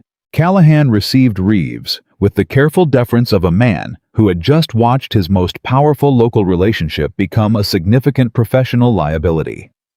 He was cooperative in the way that men are cooperative when they have correctly assessed that the alternative is worse. Answering Reeves's questions about the previous night's arrest with a precision that suggested he had been mentally practicing the answers since it happened. Yes, he had found Rudd and 2 associates outside the county clerk's office. Yes, there was a pry bar. Yes, they had been placed under arrest. No, he had not yet connected them formally to Henry Whitfield, though he acknowledged there was. He cleared his throat here, a general awareness in the county that Rudd occasionally performed work for the Whitfield ranch. General awareness, Reeves said. That's correct, Callahan said. Reeves said, in the tone of a man noting something for later. Rudd was a different conversation entirely. He was sitting in the county jail cell with his arms crossed and the expression of a man who had decided his best strategy was to wait everyone out. Big red-haired, the scar across his chin, exactly as Peters had described. He looked at Reeves through the cell bars, with eyes that were calculating behind the performance of indifference. Reeves pulled up a chair and sat directly in front of the cell. Cobb Rudd, he said. Federal Marshal Cole Reeves, Wichita District. You're looking at a charge of attempted burglary of a county government office. Potentially arson, depending on what the investigation turns up about your intentions. He paused.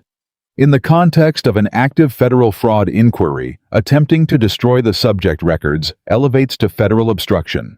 That's a different jurisdiction and a different sentencing range. Rudd said nothing. I'm not here to make a deal, Reeves said. I want to be clear about that up front because men in your situation frequently assume that's what a visit from a federal marshal means. I don't need you, Mr. Rudd. I have enough without you. What I'm offering is the opportunity for you to ensure that whatever happens next to Henry Whitfield does not also happen to you on the grounds that you were an employee acting on instructions rather than a principal actor. He let that sit for a moment.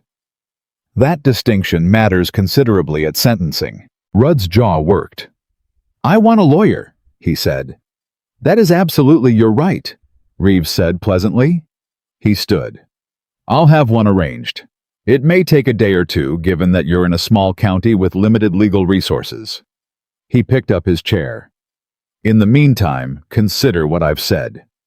He walked out. In the hallway outside the cells, he spoke quietly to Ethan.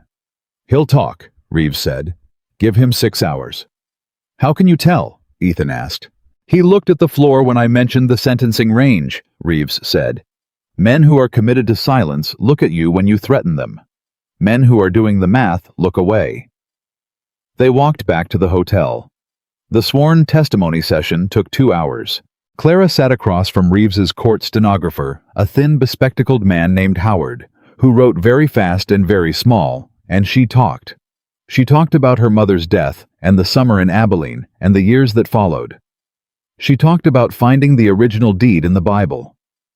She talked about the night she tried to leave the property with the deed in her dress pocket and her father appearing at the stable gate before she reached her horse. She talked about the chain. She described it in one sentence, just the one. The weight of it when she heard it go on from inside the particular sound of the padlock closing. Howard's pen kept moving.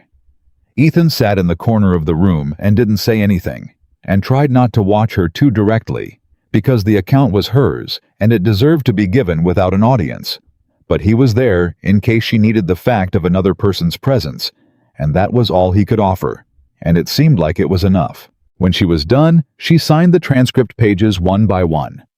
Her handwriting, Ethan noticed, was nothing like the signature on the county transfer document. Nothing at all like it. He made a note to have the stenographer include that observation in the record. Reeves took the completed testimony, looked through it briefly, and set it flat on the table. "There is one more thing we need," he said. Clara looked at him. "The Whitfield Ranch books," Reeves said. "Financial records.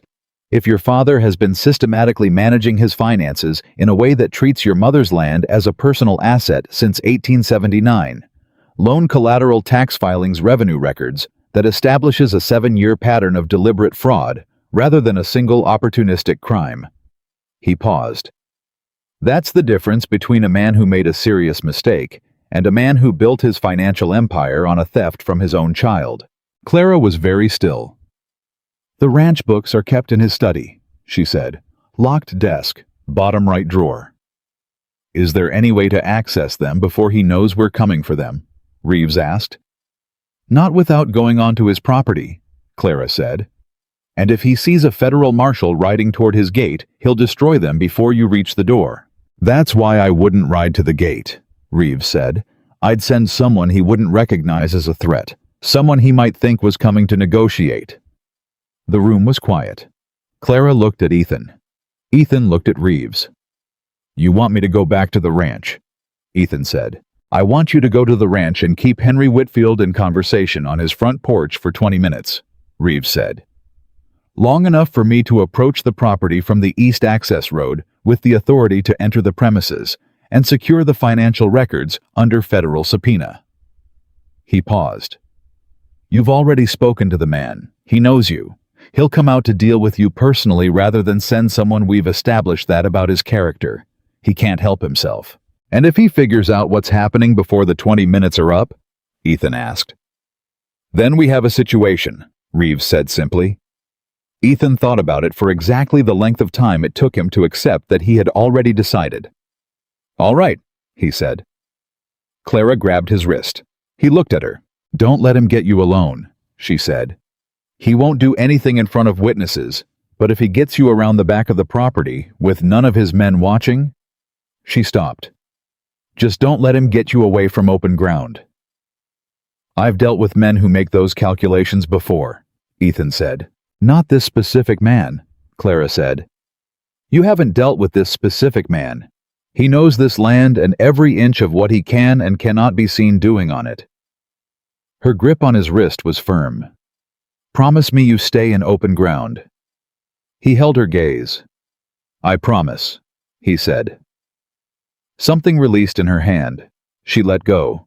They rode out to the Whitfield Ranch at 2 in the afternoon.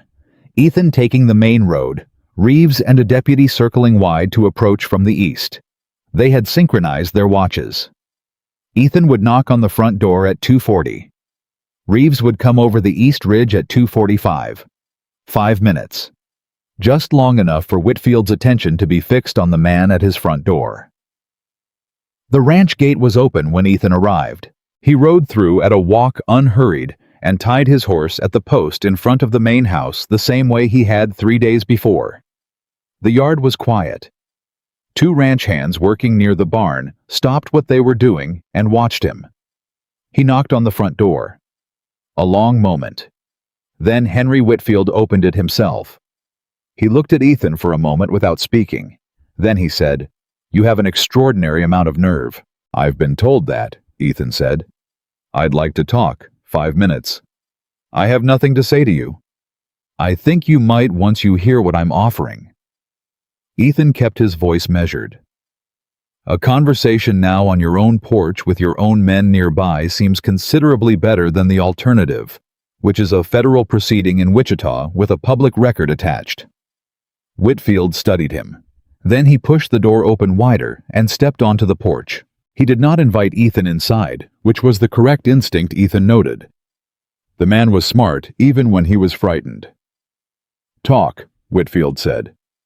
"Marshal Reeves is in Dodge City," Ethan said. "I think you know that by now." "I'm aware. He has Clara's testimony. He has the original deed your wife left.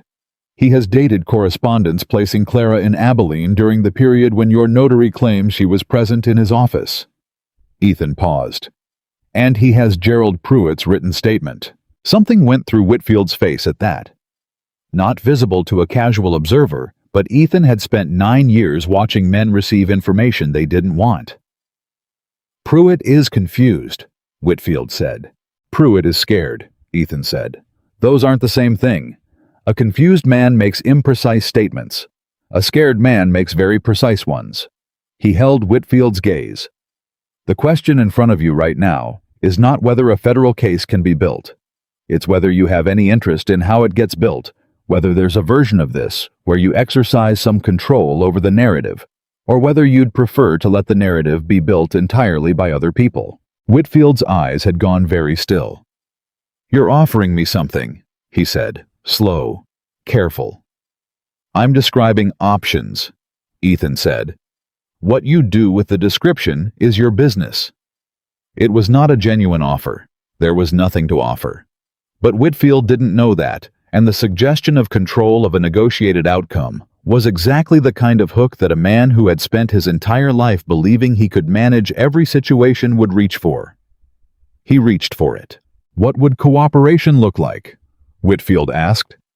And the next 4 minutes were the longest of Ethan's recent memory, keeping Henry Whitfield engaged in a conversation about a negotiation that did not exist, while somewhere on the eastern boundary of the property, Cole Reeves was approaching with a federal subpoena and a deputy and the legal authority to walk into the study and open the bottom right desk drawer. Ethan kept his voice even, kept the conversation moving, asked questions that required lengthy answers.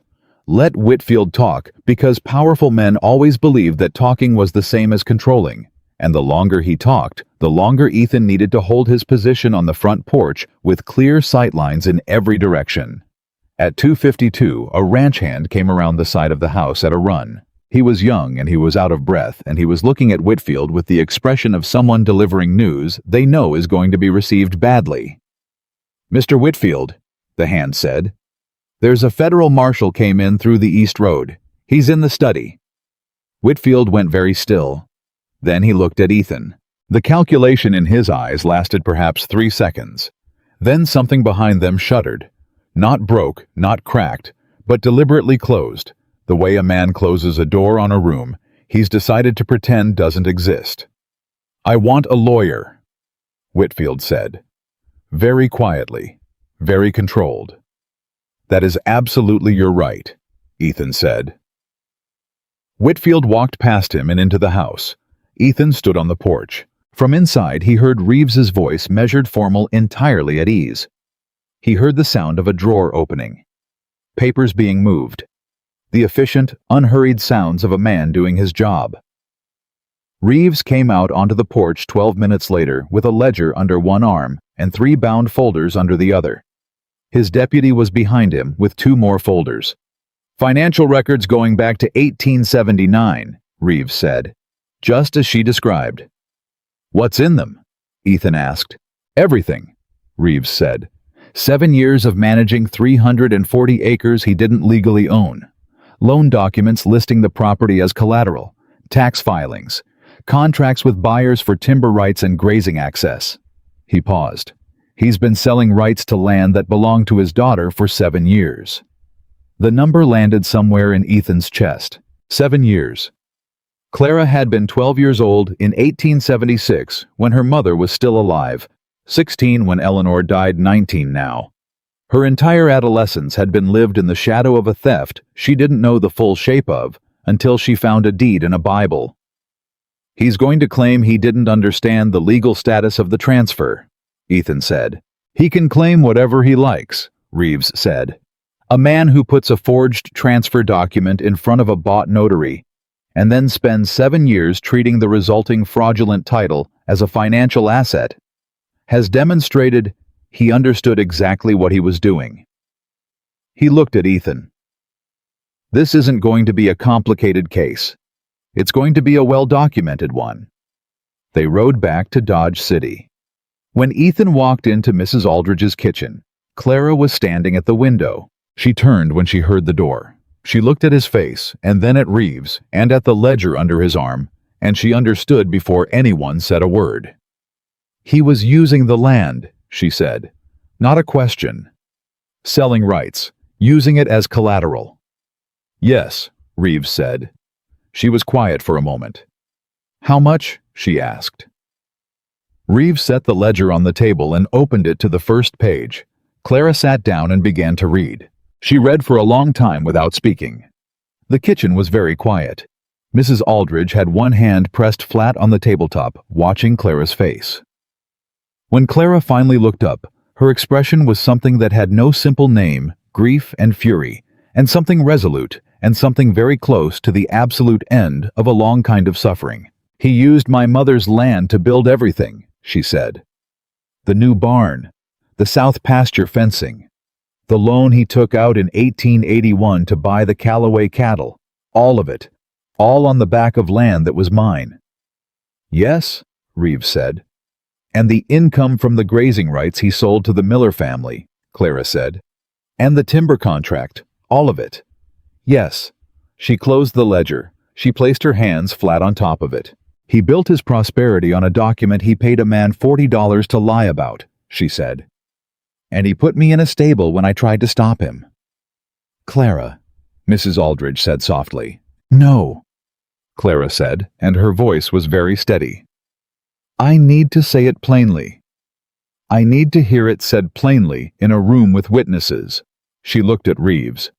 He stole my mother's land. He stole 7 years of its income. He forged my name and locked me in a stable and told this county I was difficult. She paused. I want everything. I want the land recorded in my name. I want the fraudulent transfer reversed. I want the income documented so a court can determine what restitution is owed, and I want Gerald Pruitt to testify under oath to everything he told Mr. Mercer. She held Reeves's gaze. Can you get me that? Reeves looked at her for a long moment. Then he said, yes. The word was simple and quiet, and it carried the particular weight of a federal marshal who meant exactly what he said. Clara nodded once. Then she looked at Ethan. He was standing near the door where he had been since they came in, watching her. And he thought later that he would remember this specific moment for a long time, the way she looked sitting at that table with her mother's ledger under her hands, and 3 years of impossible patience resolving itself into something clear and forward-facing. What happens to him? She asked Ethan. Not Reeves. Ethan. He gets arrested, Ethan said.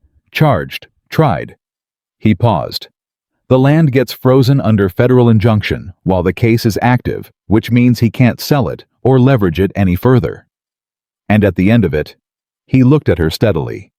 You get what your mother left you. Clara looked back at the ledger. She knew, Clara said quietly. She knew he would try something. That's why she kept the original deed. That's why she had it witnessed by someone outside the family. She was protecting me before she was even gone. Her voice stayed level, but something moved in her eyes. She couldn't stop him. But she left me the thing I needed to stop him myself. She did, Mrs. Aldridge said softly. She did, Clara said. Outside the window, Dodge City moved through its ordinary Friday afternoon, entirely unaware that in a school teacher's kitchen, something had shifted permanently in the balance of what one man could keep hidden behind a locked door, and what a determined young woman, a dead mother's foresight, and a former federal marshal could put in front of a court. Reeves gathered his materials. I'm going back to the hotel to draft the formal arrest paperwork, he said.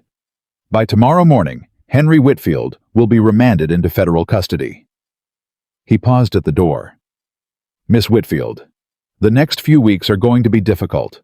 The legal process is not a fast one, and his lawyers will try every available avenue. I want you to be prepared for that."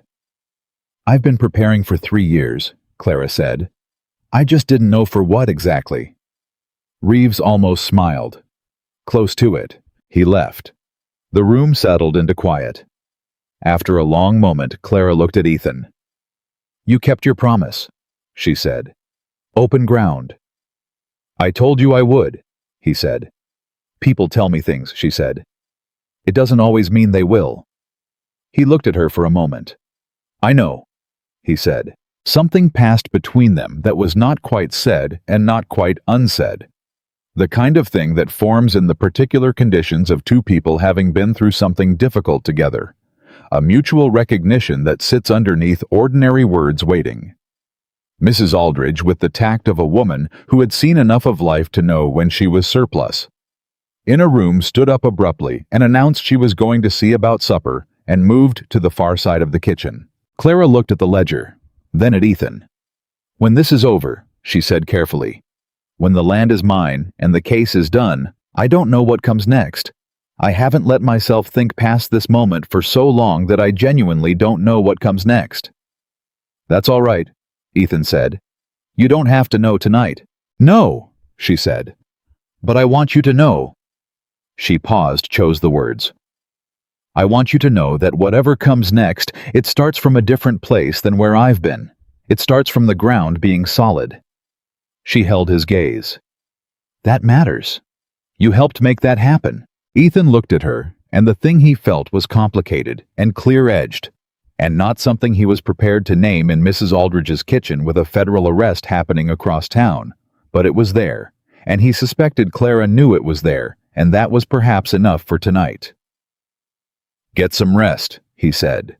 "Tomorrow is going to be a long day."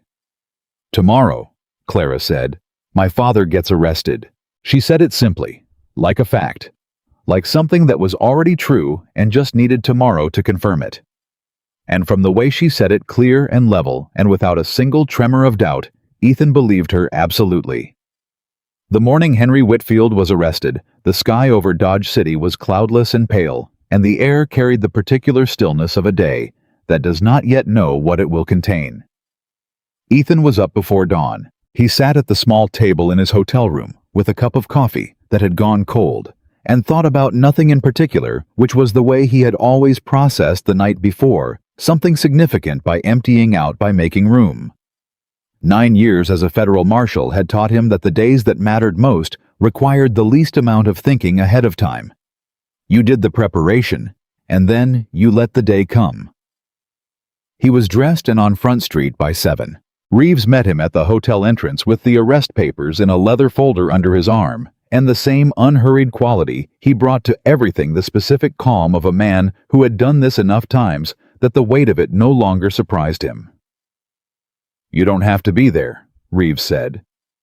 "I know," Ethan said. They rode out to the Whitfield ranch together. The ranch hand who opened the gate was not Billy. It was an older man, thick through the chest, who looked at the federal marshal's badge and the papers in Reeves's hand, and stepped aside without a word. Smart enough to know that the particular shape of this morning was not something that would benefit from resistance. Whitfield was at his breakfast table when they came through the front door. He looked up. He looked at the papers, at Reeves, at Ethan standing one step behind. He set down his fork. For a long moment, he said nothing. And in that silence, Ethan watched something move through Henry Whitfield's face. Not fear, not exactly, but the particular expression of a man confronting the first thing in his adult life that he cannot buy, negotiate, or threaten his way around. It was something almost like bewilderment, like a man who has operated a machine his entire life and is watching it fail in a way the manual never described. "Henry James Whitfield," Reeves said, "you are under arrest on charges of federal land fraud, filing of fraudulent legal documents, coercion of a notary official, and unlawful restraint. You have the right to retain legal counsel. You will be remanded to federal custody in Wichita, pending a formal hearing." He paused. "Please stand up." Whitfield stood. He did not look at Ethan. He did not speak. He allowed Reeves's deputy to place the restraints on his wrists with a stillness that was somehow more unsettling than resistance would have been the stillness of a man who had already begun in the privacy of his own mind to construct the next strategy. As Reeves guided him toward the door, Whitfield finally spoke. "This isn't finished," he said. Quiet. Directed at no one in particular, or perhaps at the room itself. At the house he had built on land that was never his to build on. "No," Reeves said. "It isn't. That's what trials are for." They walked him out into the morning light. 2 ranch hands were in the yard. They stood very still and watched their employer be walked to a federal marshal's horse, and they did not say anything, and they did not move, and Ethan understood that they were not loyal. They were employed, and those were different things, and the employment had just changed fundamentally. He rode back to Dodge City, ahead of Reeves. Clara was awake when he knocked on Mrs. Aldridge's door. She was dressed, and she had been awake for some time. He could see it in her face, the quality of alertness that comes not from a good night's sleep, but from having simply decided to stop trying. She opened the door and looked at his face. "It's done," she asked. "He's in federal custody," Ethan said. "Reeves is taking him to Wichita on the afternoon train." Clara stood in the doorway for a moment. Then she stepped back and let him in. Mrs. Aldridge was at the stove, and she turned when Ethan came in, and she looked at him with the same question in her eyes, and he nodded once, and something in the older woman's face changed a tension that had been sitting there so long it had become invisible, finally released. "Lord," Mrs. Aldridge said softly. Just the one word, like a prayer of thanks that didn't require anything more than that. Clara sat at the table. She didn't say anything for a long moment. Ethan sat across from her and waited, which was what the moment required. "How did he look?" she asked finally. He thought about how to answer that honestly. "Controlled," he said. He didn't make a scene. He didn't beg or threaten. He stood up and walked out. He paused. He said, "This isn't finished." "It isn't," Clara said. "There's still a trial. His lawyers, everything Reeves warned me about." She was looking at the table. "I know it isn't finished." "No," Ethan said. "But it's different now. He's on the inside of the legal system instead of outside it controlling it. That changes everything about what he can and cannot do." Clara nodded slowly. Then she looked up at Ethan, and something in her face had shifted from the night before, more settled somehow. Less like a person bracing for a blow that might come, and more like a person beginning to orient towards something that hadn't been visible before. "I want to go to the land," she said. He looked at her. "My mother's land," she said. "The 340 acres. I want to go stand on it." She paused. "I know it's still under federal injunction. I know I can't do anything with it yet. But I want to stand on it and look at it and—" She stopped. "I've never seen it. My mother died when I was 16, and the land was transferred before I understood what had been taken. I've never once stood on my own property." Ethan said nothing for a moment. Then he said, "Let's go." Mrs. Aldridge packed them food without being asked, the practical love of a woman who understood that some things needed witnessing, and that the people doing the witnessing needed to be fed. They rode east out of Dodge City and then north, following a track that narrowed as the town dropped behind them out into the open grassland that Kansas became when you let it. The morning was fully established now. The pale early light burned off and replaced by the full honest weight of summer sun. Clara rode with the same straight back she had shown every time she was on a horse. She had meant it when she said she could ride anything on that property. Out here away from the town, and the last 4 days, and all the weight they had carried, she seemed to expand slightly the way a person does when they stop managing how they appear, and simply are. Ethan rode beside her and did not try to fill the quiet. After a while she said, "Tell me something about yourself." He glanced at her. "What do you want to know?" "Anything," she said. "Something that isn't about federal marshals or land fraud." She kept her eyes forward. "Something ordinary." He thought about it. "I had a dog," he said. "When I was living in Wichita. a brown hound with one ear that never quite stood upright. His name was Grant, after the general, though he had considerably less military discipline. He paused. He died 2 years ago. I haven't gotten another one. I keep thinking I will. Clara smiled. It was a real smile, full and present, and it arrived on her face the way smiles do when they're not being managed. "What was he like?" she asked. "Devoted to the point of embarrassment," Ethan said. "Would sit outside the office door when I was working and be there when I came out, regardless of how long it took. Rain, heat didn't matter." He paused. "You get used to that kind of constancy." "Yes," Clara said quietly. "You do." She was quiet for a moment. "My mother had a cat that lived to 18. She was more devoted to that cat than my father ever was to anything. I think she understood that the cat would not disappoint her in the ways that mattered." Ethan said nothing to that. There was nothing useful to say. They rode on. The land appeared gradually, not with any dramatic marker, but simply by being there, the same grass and sky as everything around it, but carrying a different weight now that they knew what it was. Clara slowed her horse at the edge of it.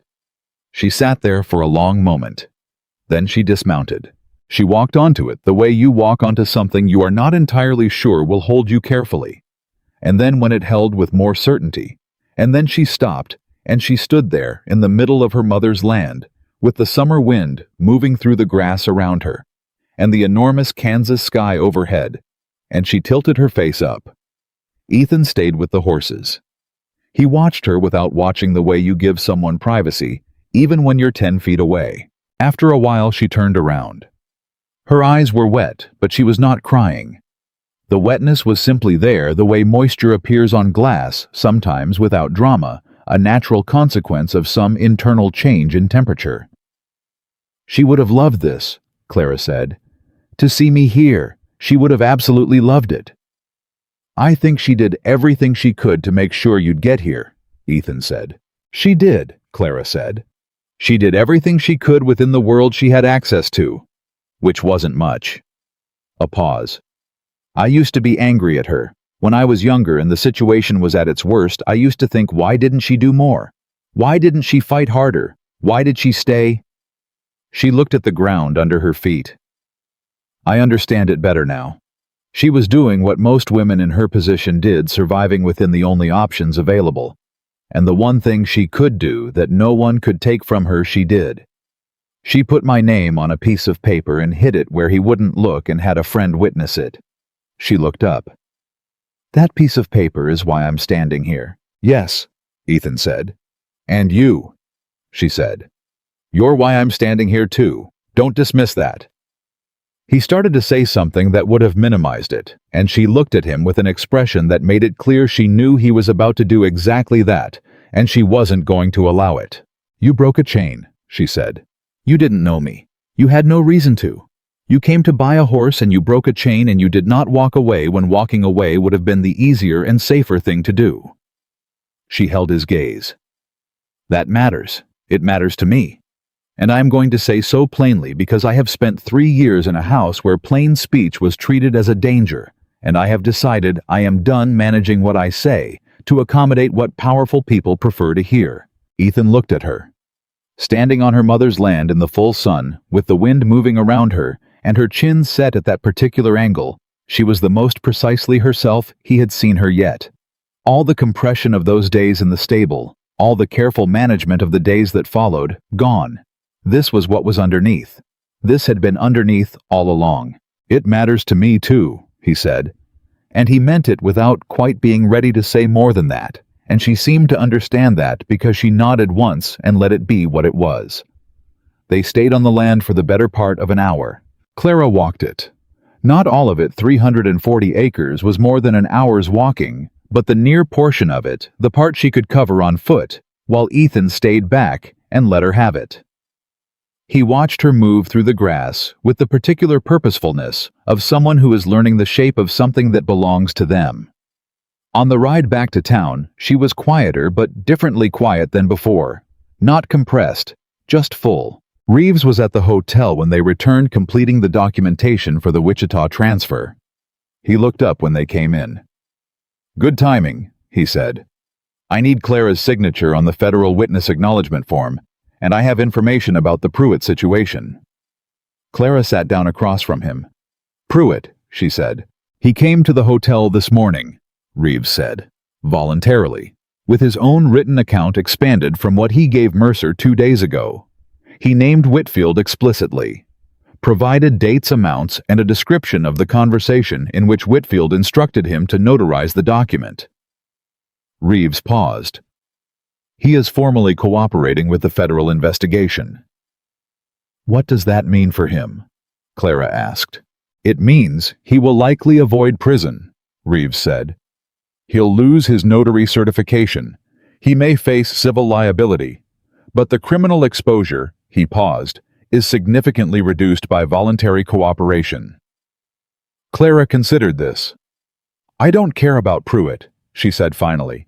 "I care about the land. I care about the case against my father. Pruitt's cooperation makes the case against your father considerably stronger," Reeves said. "His testimony removes the last possible avenue of defense, the claim that the transfer was procedurally legitimate, regardless of who was present. With Pruitt stating explicitly that he notarized a document without witnessing the signature at Henry Whitfield's instruction, the fraud is undeniable." "And the financial records?" Ethan asked. "The ledgers are already with our accountant in Wichita," Reeves said. "By the time this reaches a federal court, we will have a complete accounting of every dollar generated or leveraged from Clara's land between 1879 and today." He looked at Clara. "The court will determine restitution. I won't give you a number because I don't have one, and I don't want to create expectations that the legal process may not meet. But I want you to understand that the documentation exists to support a substantial claim." Clara absorbed this in silence. Then she picked up Reeves's pen and signed where he indicated. "When will it go to trial?" she asked. "Federal fraud cases of this complexity typically take 8 to 14 months to reach trial," Reeves said. "I know that feels long." "It doesn't," Clara said. 3 years felt long. 8 months is something I can manage." She pushed the papers back across the table. There were 2 more conversations that afternoon that mattered. The first was with Billy. He found them outside the hotel at 3 o'clock, hat in his hands again. The bruise on his face now fully developed into something purple and definitive. "I heard about Mr. Whitfield," he said. "The arrest." "Yes," Clara said. "I wanted to... I don't know exactly what I wanted." He looked at the ground. "I should have helped you sooner. I knew what was happening in that stable. I brought you water on the second day, through the gap in the door." He said it without looking up. "I knew it wasn't enough. I told myself it was the most I could do, and I knew I was lying to myself." Clara looked at him for a long moment. "You came to tell us about Rudd," she said. "That saved the county records. That saved the evidence that makes the case possible." She paused. "You did what you could when it mattered most. I'm not going to ask you to have been braver sooner. I know what it costs to go against your employer in a county where he has the power my father had." Billy finally looked up. "What happens to the ranch now?" he asked. "I don't know yet," Clara said honestly. "The land is frozen under federal injunction. There will be decisions to make about what stays and what doesn't." She paused. "But the men who work the property, honestly, that's not my quarrel. You'll know where things stand before I know it myself." Something in Billy's face settled. He nodded. He put his hat back on. He left. The second conversation was with Tom Callahan. He came to the hotel at 4 in the afternoon, with his hat in his hand, and the careful manner of a man who has been doing extensive private recalculation. He looked at Clara, then at Ethan, then back at Clara. "I owe you an apology," he said, simply without preamble. "I came to that house 3 days ago as an errand boy for your father, and I dressed it up as concern for your welfare, and you knew exactly what it was, and I knew you knew." He paused. "I've been the law in this county for 6 years, and I've let the most powerful man in the county determine where the edges of that law were. That's not what this badge is for. Clara looked at him. "No," she said. "It isn't.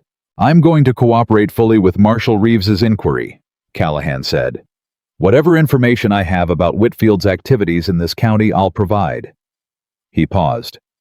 "I know that doesn't undo anything." "No," Clara said. "It doesn't." She held his gaze. "But it's the right thing to do, and I'll take note of the fact that you're doing it." Callahan nodded. He left. Ethan and Clara stood in the hotel corridor after he was gone. "He'll be all right," Ethan said. "Callahan," Clara considered. "Maybe. He'll have to decide what kind of lawman he wants to be going forward. This county gave him a very convenient excuse to be a comfortable one." She paused. "I hope he makes the harder choice." "You're generous," Ethan said. "No," she said. "I'm practical. A county with a genuinely honest sheriff is better for me in the long run than one with a guilty and resentful one." She glanced at him. "I am going to need allies in this county. I am going to be here managing 340 acres, and I am going to need the people around me to be people I can work with." Ethan looked at her. "You've already thought about how you're going to run it," he said. "I've had 3 years of sitting in a house with nothing to do but think," she said. "I know exactly what I'd do with that land. I know which sections would sustain cattle and which wouldn't. I know the water access. I know what the soil does in a wet season versus a dry one because I watched it for 19 years from the boundaries of someone else's operation." She paused. "My mother grew up on that land. She knew it before my father ever touched it.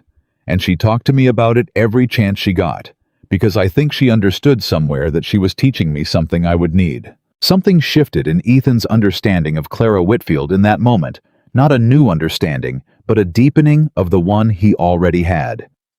She was not someone who had survived these 3 years passively waiting for rescue.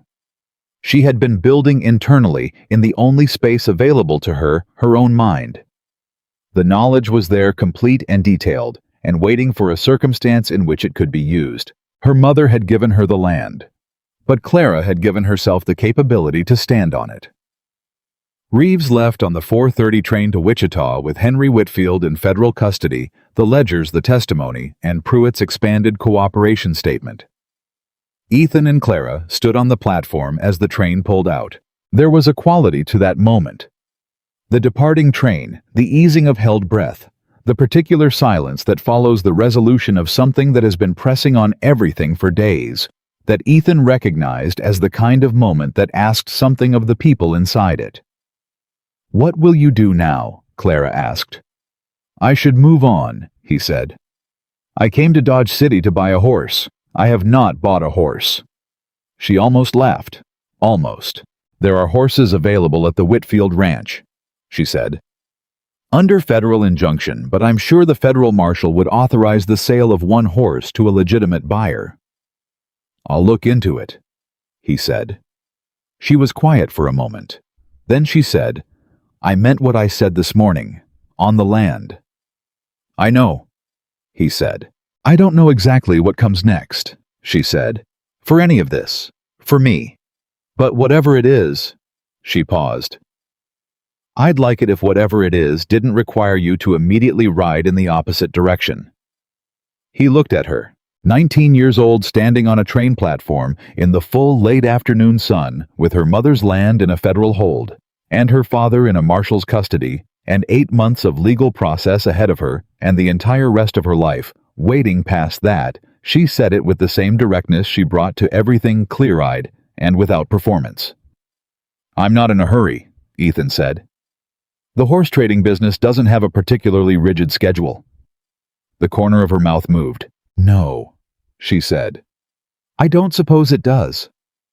He looked at her for a long moment, and what he felt was large and unhurried, and he was for the first time in 3 years not in any rush to move it along or away.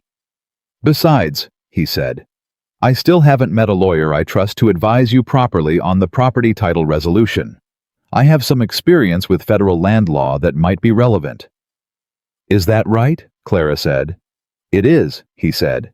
"Professional courtesy." She looked at him. "Ethan?" she said. Just his name. The first time she had used it. "Yes?" he said. "Thank you," she said. "For real. For all of it." He held her gaze. "You did this," he said quietly. "I broke a chain. You did the rest. You had the letters. You had the deed. You knew where the ranch books were and what was in them. You stood in front of Callahan without flinching. You gave testimony about the worst thing that has ever happened to you in front of a federal court stenographer without looking away once." He paused. "I held a door open. You walked through it entirely on your own." Clara looked at him for a long moment.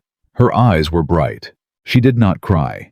She had decided, it seemed somewhere in the last 5 days, that she was done spending tears on things her father had done, and it was a decision that had the quality of permanence. "Then we're useful to each other," she said. "We are," he agreed. The train was gone now, around the bend and out of sight, taking Henry Whitfield away from Dodge City and toward the federal system that would spend the next months dismantling everything he had built on a lie. The platform was quiet. The afternoon light came in at a long angle, the particular golden hour of a Kansas summer day that made everything it touched look like it had been waiting patiently to be seen. In the weeks that followed, the town of Dodge City learned the whole story. Not from gossip, which is always incomplete, but from the formal proceedings that a federal inquiry makes public, and from the particular ripple effect of a powerful man's removal from a power he had been exercising for decades without accountability. Gerald Pruitt lost his certification and left Dodge City by November. Tom Callahan became, in the assessment of most who watched him, a different kind of sheriff than he had been, more careful, more present, less inclined to find reasons to look the other way. Billy was offered a position on the land he had worked for 3 years, under a different and considerably less frightening employer. He accepted. The federal trial of Henry Whitfield began the following spring and lasted 11 days. The evidence was, as Reeves had predicted, well documented rather than complicated. The forged signature, the absent notary witness, the dated letters from Abilene. Mrs. Aldridge on the stand with the steadiness of a woman who had been waiting 30 years to say these specific things in this specific setting. Clara herself testifying in clear and precise language about what had been done and how it had been done and what she had lived through in the process. The jury deliberated for 4 hours. Henry Whitfield was convicted on 3 of 4 counts. The land was ordered returned to Clara Marie Whitfield, its lawful heir, in full and without encumbrance. A restitution order was issued covering 7 years of income generated from property that had never legally belonged to the man who generated it. Clara stood outside the federal courthouse in Wichita on the day the verdict was delivered, and she looked at Ethan, and she said very quietly, "My mother knew." "Yes," he said. "She did." "She knew the paper would hold," Clara said. "She knew that if it was in the right hands, it would hold." She paused. "She put it in my hands." The 340 acres of Eleanor Whitfield's land passed formally and legally and permanently into Clara's name on a Tuesday morning in early autumn, recorded in the Federal Land Office and the Dodge City County Clerk's records and every other official document that the state of Kansas required. Dooley filed the paperwork himself. His hands were steady. It was the most important document that office had recorded in 6 years, and everyone present understood that. Clara received the recorded deed and held it for a long moment before she said anything. Then she said, "Now I know what comes next." She did. She built something on that land that her mother would have recognized, not a copy of what Eleanor Whitfield had dreamed, because Clara was her own person with her own vision, but something built from the same foundation, honestly held, honestly worked, without a locked door anywhere on the property. She ran it with the knowledge she had accumulated in 3 years of enforced silence, all that watching and learning and thinking compressed into capability that expanded the moment it had room to. She was not rescued by what happened in the summer of 1883. She was freed by it, which is entirely different, because rescue leaves you dependent on the rescuer, and freedom leaves you standing on your own ground with the full use of yourself. Ethan Mercer stayed in Dodge City through that autumn and into the following spring, which was longer than he had stayed anywhere in 3 years and considerably more intentional than he generally acknowledged even to himself. He did eventually buy a horse. A roan mare, as it happened. From the Whitfield stable, authorized under federal sale order at a fair price that Reeves himself approved. She was a good horse, steady and reliable, and capable of more than she initially let you see. He felt riding her that this was entirely appropriate. Clara Whitfield was 19 years old when a stranger broke a padlock on a stable door and refused to walk away. She was 20 when she stood in the Wichita Federal Courthouse and heard the word guilty and did not flinch. And what she built on 340 acres of Kansas grassland in the years that followed was built on a foundation that no man could forge his way around, no money could compromise, and no locked door could contain. Her mother had left her the land. She had reclaimed it herself. And that difference between what you are given and what you are willing to fight to keep was the thing that made all the rest of it possible.